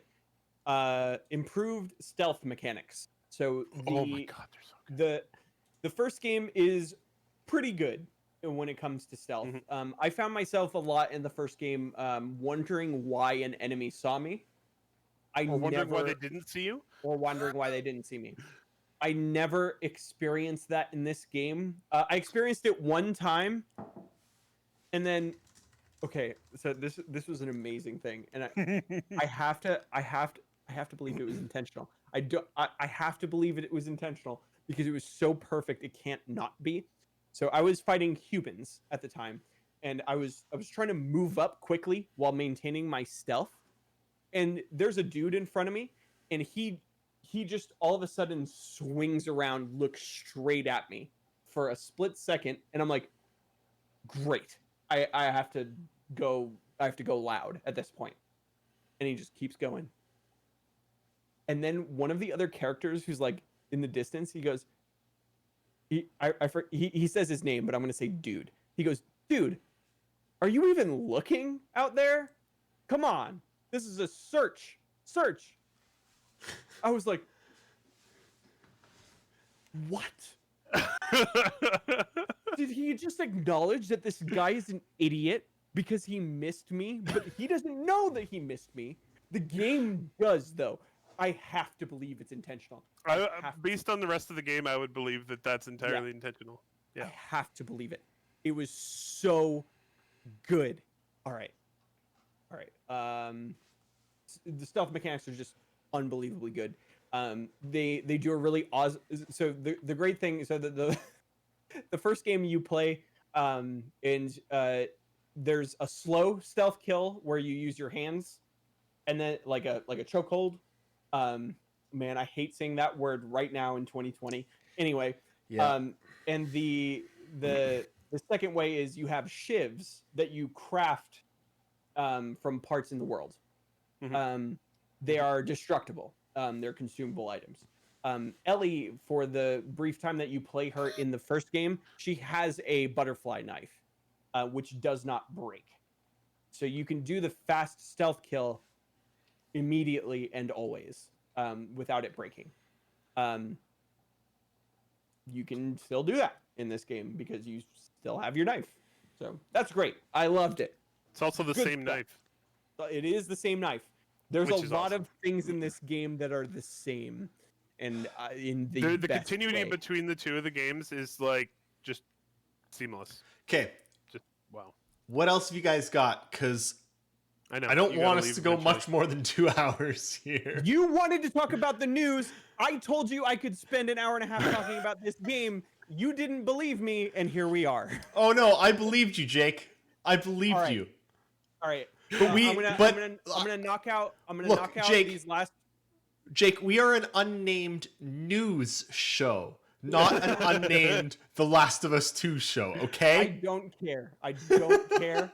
Actually, this is relay game. This is a game. I think we're good. Yes. So I'll knock out these bullet points real quick, and I'm going to talk about why this is might be my favorite game of all time, and then I'm going to talk about the garbage people on the internet. Okay. Oh So, god, yes, we still haven't got to that. Yeah. And I wanted to contextualize this game as maybe a perfect video game first before I talk about Oh, it's why so people good. are stupid. All right. So number 4 is that it has a much larger variety of weapons and gear. Eric, you have not even scratched the surface of the amount of stuff that you get by the end of this game, and it is amazing. There's so much weapon variety. There's a weapon literally for every situation. There's multiple ammo types for certain things. It's incredible. I can't say why, but at a certain point, you get a different set of weapons for some reason, and it's like they handed you a new game, and it's awesome. That's cool. Yeah.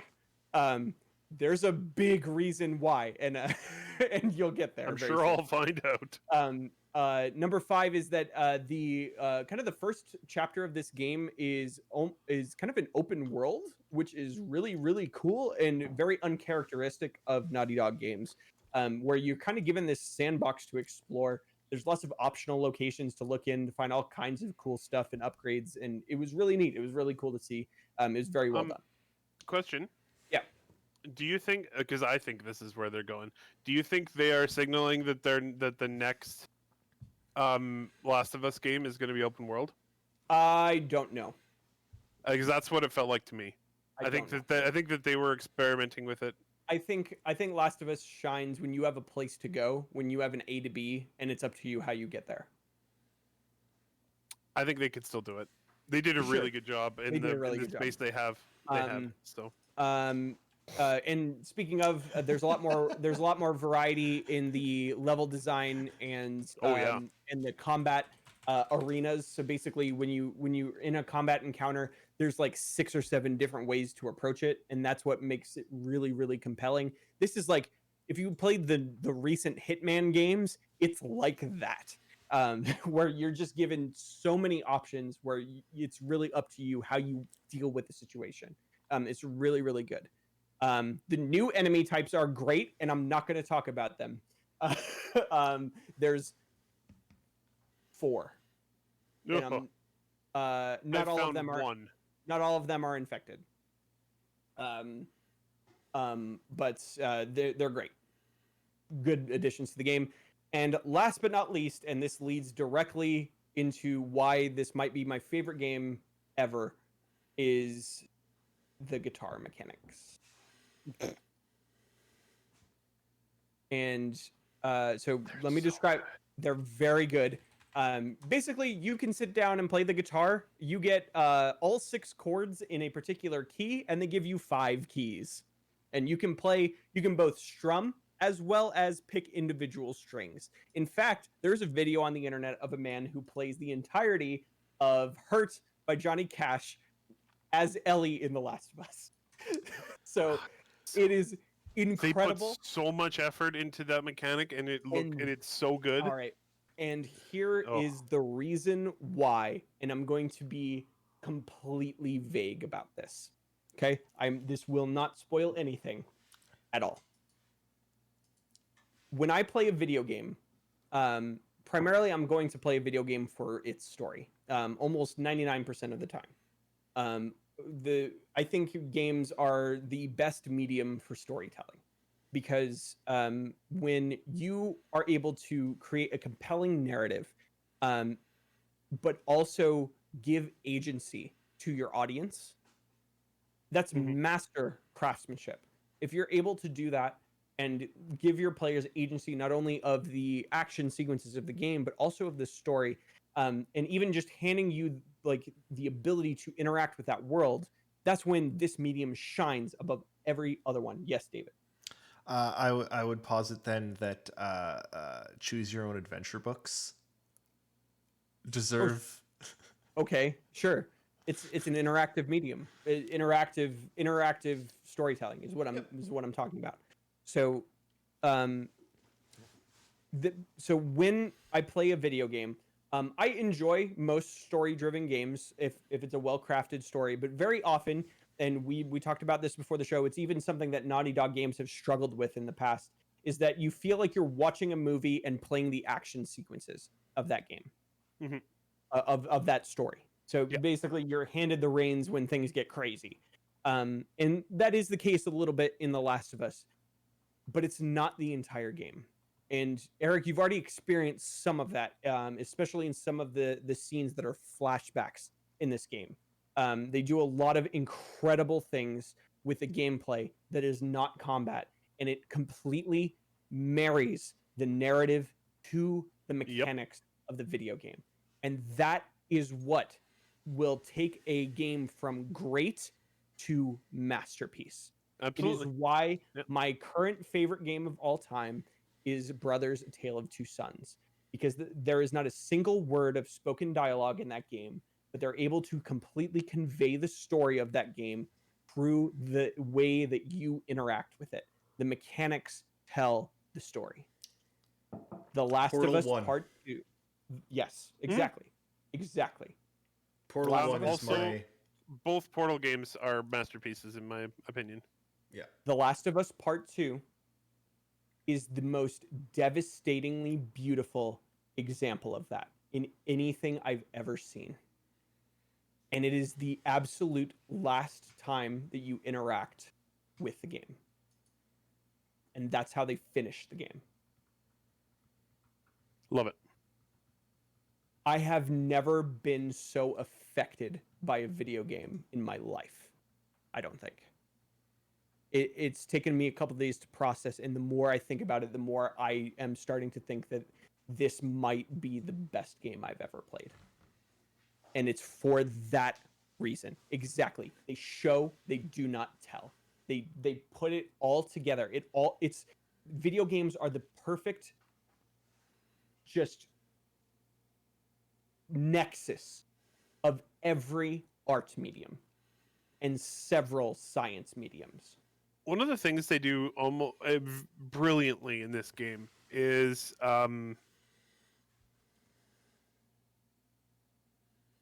it's a very hard way to put this, but they make you feel anxious in the parts of the game where Ellie should feel anxious.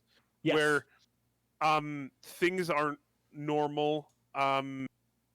Like you think you're going into an enemy base, but the enemies aren't there. Where are they? Why are they not here? And then there's a blood streak across the floor, and it conveys that anxiety so well. I just feel like totally in the game Yep. in a lot of those sections. All right. Go ahead.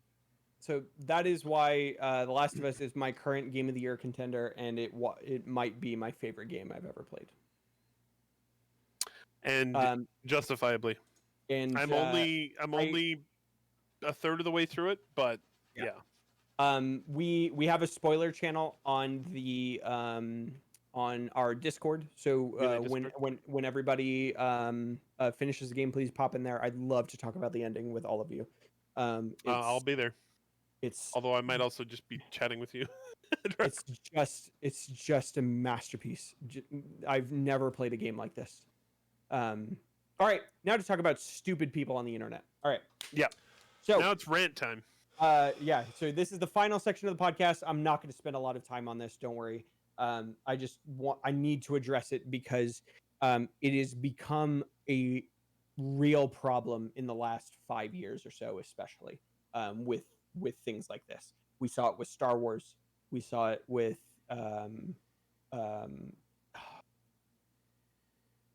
there's something else that garnered an immense amount of vitriol for no reason.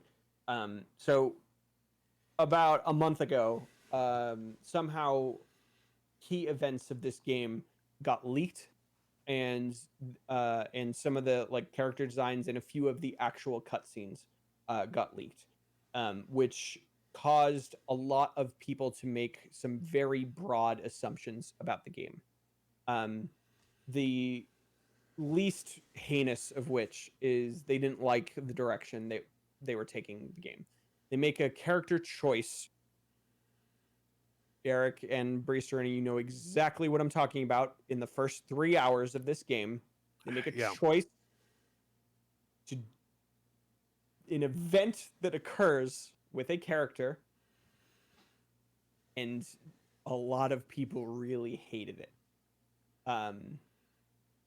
And I've boiled that down to something that I actually just kind of throw out at the audience, and I'm going to be as vague about this as possible because it's a spoiler for the first game, is at the end of the game, do you think the needs of the many outweigh the needs of the few or the one? How do you feel about the actions of Joel Miller at the end of the first game? If you agree with him... Oh my God. I've never been more torn up about the ending of a game. If you agree with him 100%, you will not like The Last of Us Part 2. If you agree with them 100%, yikes! I don't know how you could agree. I'm not sure how you could agree with them 100%, but it's a very morally difficult thing. Right. But number two, that like, if you don't agree with him, and me, I don't agree with him at all. I understand where he's coming from. I don't agree with what he did. That is the vehicle that the entire plot of The Last of Us 2, and even early on in the game, you guys know that it's what it hinges on. Mm-hmm. So, I always knew that it was going to hinge on that. Like when I was thinking about this game, yeah, it's a legendary moment in video game history, and it was very much honestly all my thoughts about this game before it came out were how do they reckon with that thing that happened? Yep. Niskavian, play the first game. Play it. just do it. Trust me. Play it. So that is the least heinous of it. I disagree with people who feel that way. And I've actually engaged with a lot of those people, and I actually managed to kind of show them that maybe not the thing you should agree with Joel on. Anyway, it always boils down to that, and it kind of really boils down to the Luke Skywalker conundrum of you don't like the direction they took the character. So because you don't like that direction, you just boil that down to, oh, the writing must be bad. That's not true. You just don't like the thing that happened to the character. Mm-hmm. Yeah. Which is, and if it evoked an emotional, visceral response in you, guess what? That's called good writing. Yeah, absolutely. So you don't have to like what happens in the story. No. In fact, I hate what happens in The Last of Us Part 2. It's awful. But that's why it's compelling. It doesn't have to be fun. It doesn't have to be a grand old time. It has to be compelling. Good art is compelling. All right. Mhm. That's the least heinous of it, and I understand where those people come from, but I like to talk to those people and engage them. The people I don't like to engage are the people who made some really terrible assumptions about this video game. The first one of which is obviously the bigots are out in full force, and they dislike Oh, the yeah. fact that there is a trans character in this game. The absolute perfect irony is that they think the trans character is Abby, and it's not. That is an Abby obvious. Abby is just jacked, yo. She can just That is tear you true. in half. Yep. That doesn't make her not a woman. In fact, that makes her an awesome woman. You watch The Mandalorian, another example of a jacked woman being great. Yep. Abby, maybe my favorite character in this game. Gonna say that right now. There is Which a is totally mystifying to me at this point, but I'm Yeah. sure I'll figure. There is a trans character in this game, and it's actually handled extremely well. I think that they treat that character with respect, and they deal with a lot of issues in a very extreme way, because The Last of Us is very extreme. Oh, yeah. But they touch on a lot of like real issues that trans people have, and I thought that was great. I actually want to interject here because I think that's really important. I think one of the problems that trans people have faced for a long time is a problem that lots of other minorities have faced for a long time, which is a erasure from media. It's, Muslims are always bad in TV shows. Like there is a systemic erasure of people who are different I agree. in media, and Which is why yeah. The Last of Us Part 2 is amazing because the main character is gay. Her partner is bisexual and Israeli. There is a prominent trans character in this game who is also Asian. It's not who you think it is. You haven't met them yet.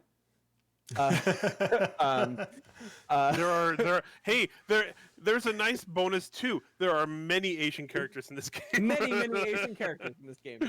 Yeah. The cast is incredibly diverse in this game. There's a bunch of black characters. I'm Same not going with to the first one, actually. Yes, actually, yes. Man, Eric, I can't wait for you to meet Isaac.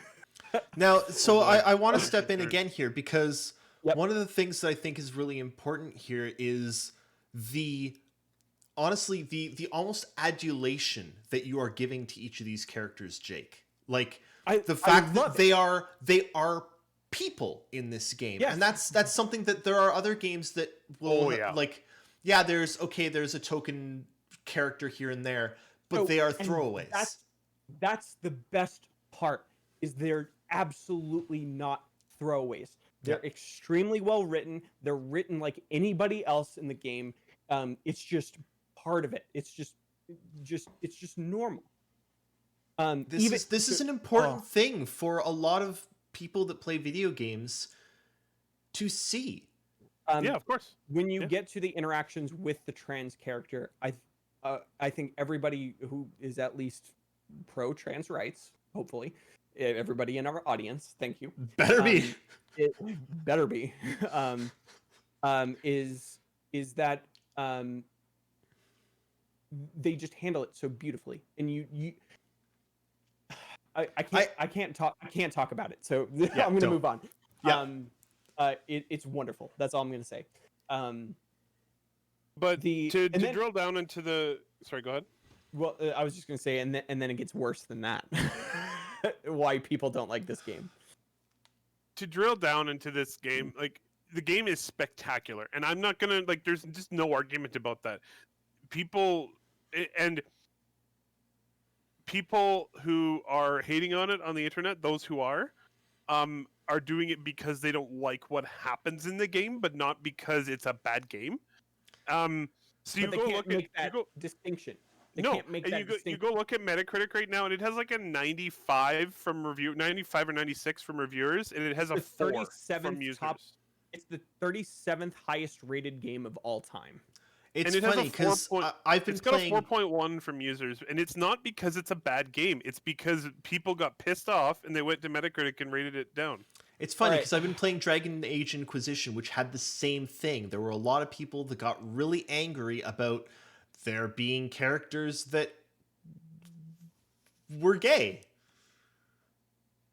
Guess what? By default, your character is technically it's like Schrodinger's bisexual, right? Yeah. Yeah. Schrodinger's bisexual. I love that. They're not Niskavian, bisexual until they are. Niskavian, I think the controversy is that there are a lot of people that don't like diverse characters. Yes, there are a lot exactly. of people that are racist as fuck, sexist as fuck, misogynistic as fuck, and it's because they are Bigoted. jackasses, plain and simple. Niskavian, you're with us. Yeah, yeah. You get it. Yep. And all right, and here's where it gets even worse. Are you ready? Oh It's no. worse No. than that. It's worse than that. The next accusation that is made against this game is that Naughty Dog forces its developers to stare at gore and viscera all day, every day until they're traumatized of it. It reminds me of the story that came out of NetherRealm for the most recent Mortal Kombat game. All of the character artists and animators came out on Twitter and they're like, nah, dude. Literally all of our producers checked in with us like every couple hours to make sure we were good and offered like tons of time off. They're like, man, this is dark stuff. Are you sure you're okay? What do you need? Like, how can we help you make this happen? And like nothing but just love and appreciation for the management at Naughty Dog for treating their employees extremely well. Like the only issue that Naughty Dog really has is a crunch culture, but it's a systemic problem in the industry, and that's going to take a lot of time. So there's that, Which is still an complete- issue that is not to be swept under the rug. It is a problem. Oh, It is it's a problem. absolutely a problem. It is a problem, but it's Absolutely. actually one of the. It's actually apparently being addressed at Naughty Dog right now. So Good. like Awesome. things are changing. The ball Things is are rolling. changing throughout the whole industry Yeah. pretty Yeah. rapidly right now. Because Right. people are talking about it. Are you Yep. ready for the worst accusation of all? No. Yes. All right. So there are 2 adult scenes in this game, and there is an accusation floating around that the game director forcibly had Laura Bailey, the person who plays Abby, to do a performance capture of a sex scene with him against her will, Oh wow. which is unabashedly false. In fact, the tweet that was circulating where Laura Bailey kind of hints at it is photoshopped and provably so. Lovely. Not Yeah, only that, people just don't want to like the game because of Not- things that happen in it. not That's about only it. that, not only that. So there's a character in the game by the name of Manny, and he is a tall Hispanic, like kind of pale skin Hispanic dude, like kind of like David's complexion almost. Kind of like you're darker than me. You're a white dude, like Hispanic, but not like dark Hispanic. And you're Italian. This kind of just this in your genes. Yep. Beard, long hair, ponytail or bun, and they're saying like, "Oh, look at this guy! It's just Neil Druckmann." Dude, all white people with long dark hair and beards look the same. I don't know, like that's and this is an extremely So this is an extremely minor spoiler, and I'm very sorry about it. And it does not affect the game in any way. And when I say it, and when you meet this character of Manny, you'll be like, "That doesn't make sense. How could they even think that this would happen?" The scene in question does not have that character in it. Okay, so they just think that this guy is Neil Druckmann, and then they think that this scene happened, but the scene doesn't include the same two people. Okay, that's fun. What? Okay. My So I'm assuming point- that Dr. people have. Uckman I mean, is a okay, so superhero card. for the record, I just looked up Neil Druckmann. He's a white And- dude with a beard. Just so you know, if He I looks grow like out you my over hair, Totally, you're gonna look exactly like that. I will look exactly like Neil Druckmann. It's man, it's just one of those things where like the entire cast, even before this stuff came out, was on Twitter just utterly praising him as director, like saying like he's one of those like genuine directors that knows where he wants the story to go, but lets the characters ad-lib the things that they want, that they feel the character would say. Shannon Woodward's on Twitter talking about that right now, where she's like, man, people deal with grief in a bunch of different ways, and how a lot of people deal with grief is levity and jokes and humor, and that's what I wanted to be part of Dina's character. And that is front and center with Dina's character, and it comes out, and it makes Dina such an incredible character. And I just had a. Go ahead. I'm just so like I'm flabbergasted. Okay, it's so provably false. People just didn't want to like the game because of some of the things that happened in and around it, and they just decided to do whatever they had to do to make other people not like it. So all It's I ask, stupid. and this is where I will leave this. All I ask of everybody in our audience as Relay, you all are Star Citizen fans, so you know firsthand what it's like to have a game that has, I mean, plenty of flaws, but not the flaws people think it has. And definitely not the malice that people think it has.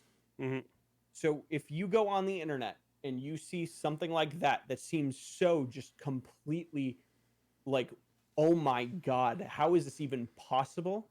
I want you to remember that you are a Star Citizen fan and that you have dealt with it with this project. So don't be that person.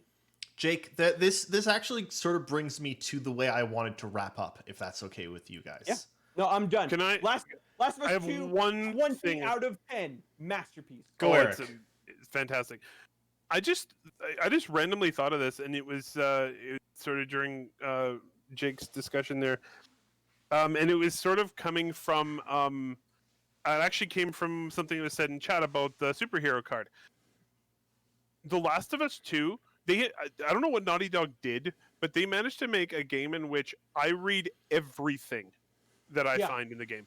I have literally read every scrap of paper that I have picked up in the entire game.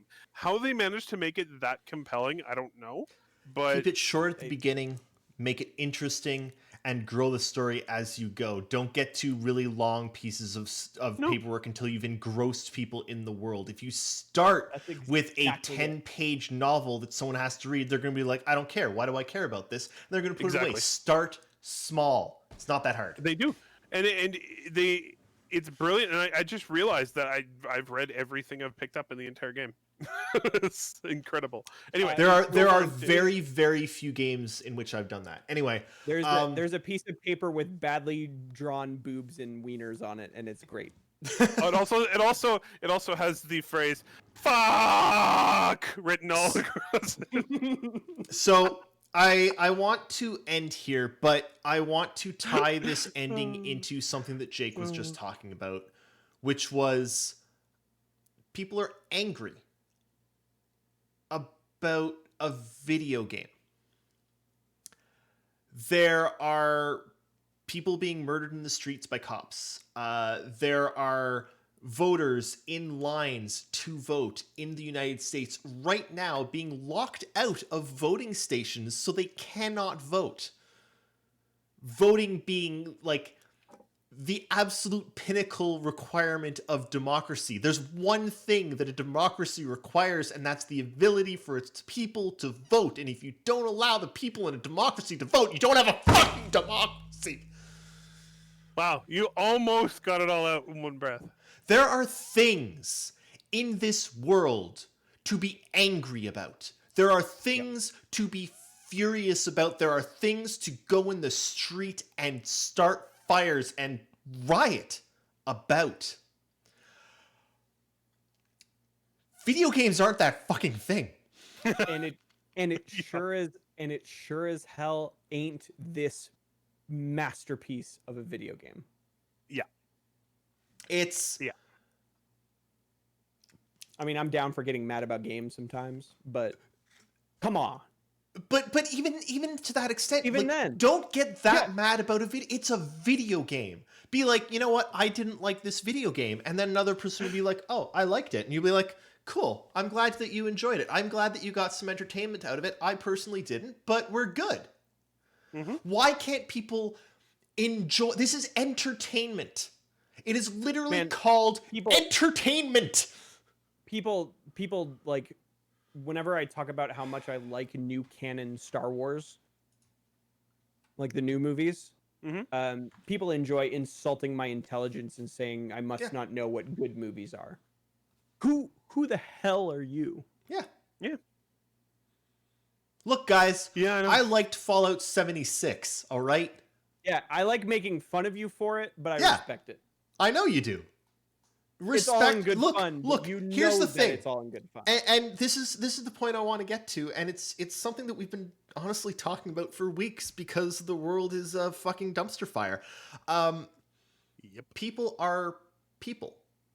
Whether they are Asian, black, gay, trans, disabled, I literally don't care. There are so many different people, but they are all, at the end of it, people. And if there is any one of those people out there that you do not respect as who they are and for who they are, then you are a bad person. I can disagree with someone and not hate them. Not hate them for who they are. I can hate people for what they do, because some people do some fucking terrible things they do. But you cannot hate people for who they are without yourself being wrong. Yeah. Period. All right. And actually, that kind of, just to kind of talk about like the thing of like thinking, people say that there's bad writing in this game because the characters make decisions that don't make sense to them. In the year 2020, with everything that is going on in the world right now, you're telling me that it's not believable that characters make dumb, fatal mistakes? Man, Yeah, no shit, dude, I live in Texas.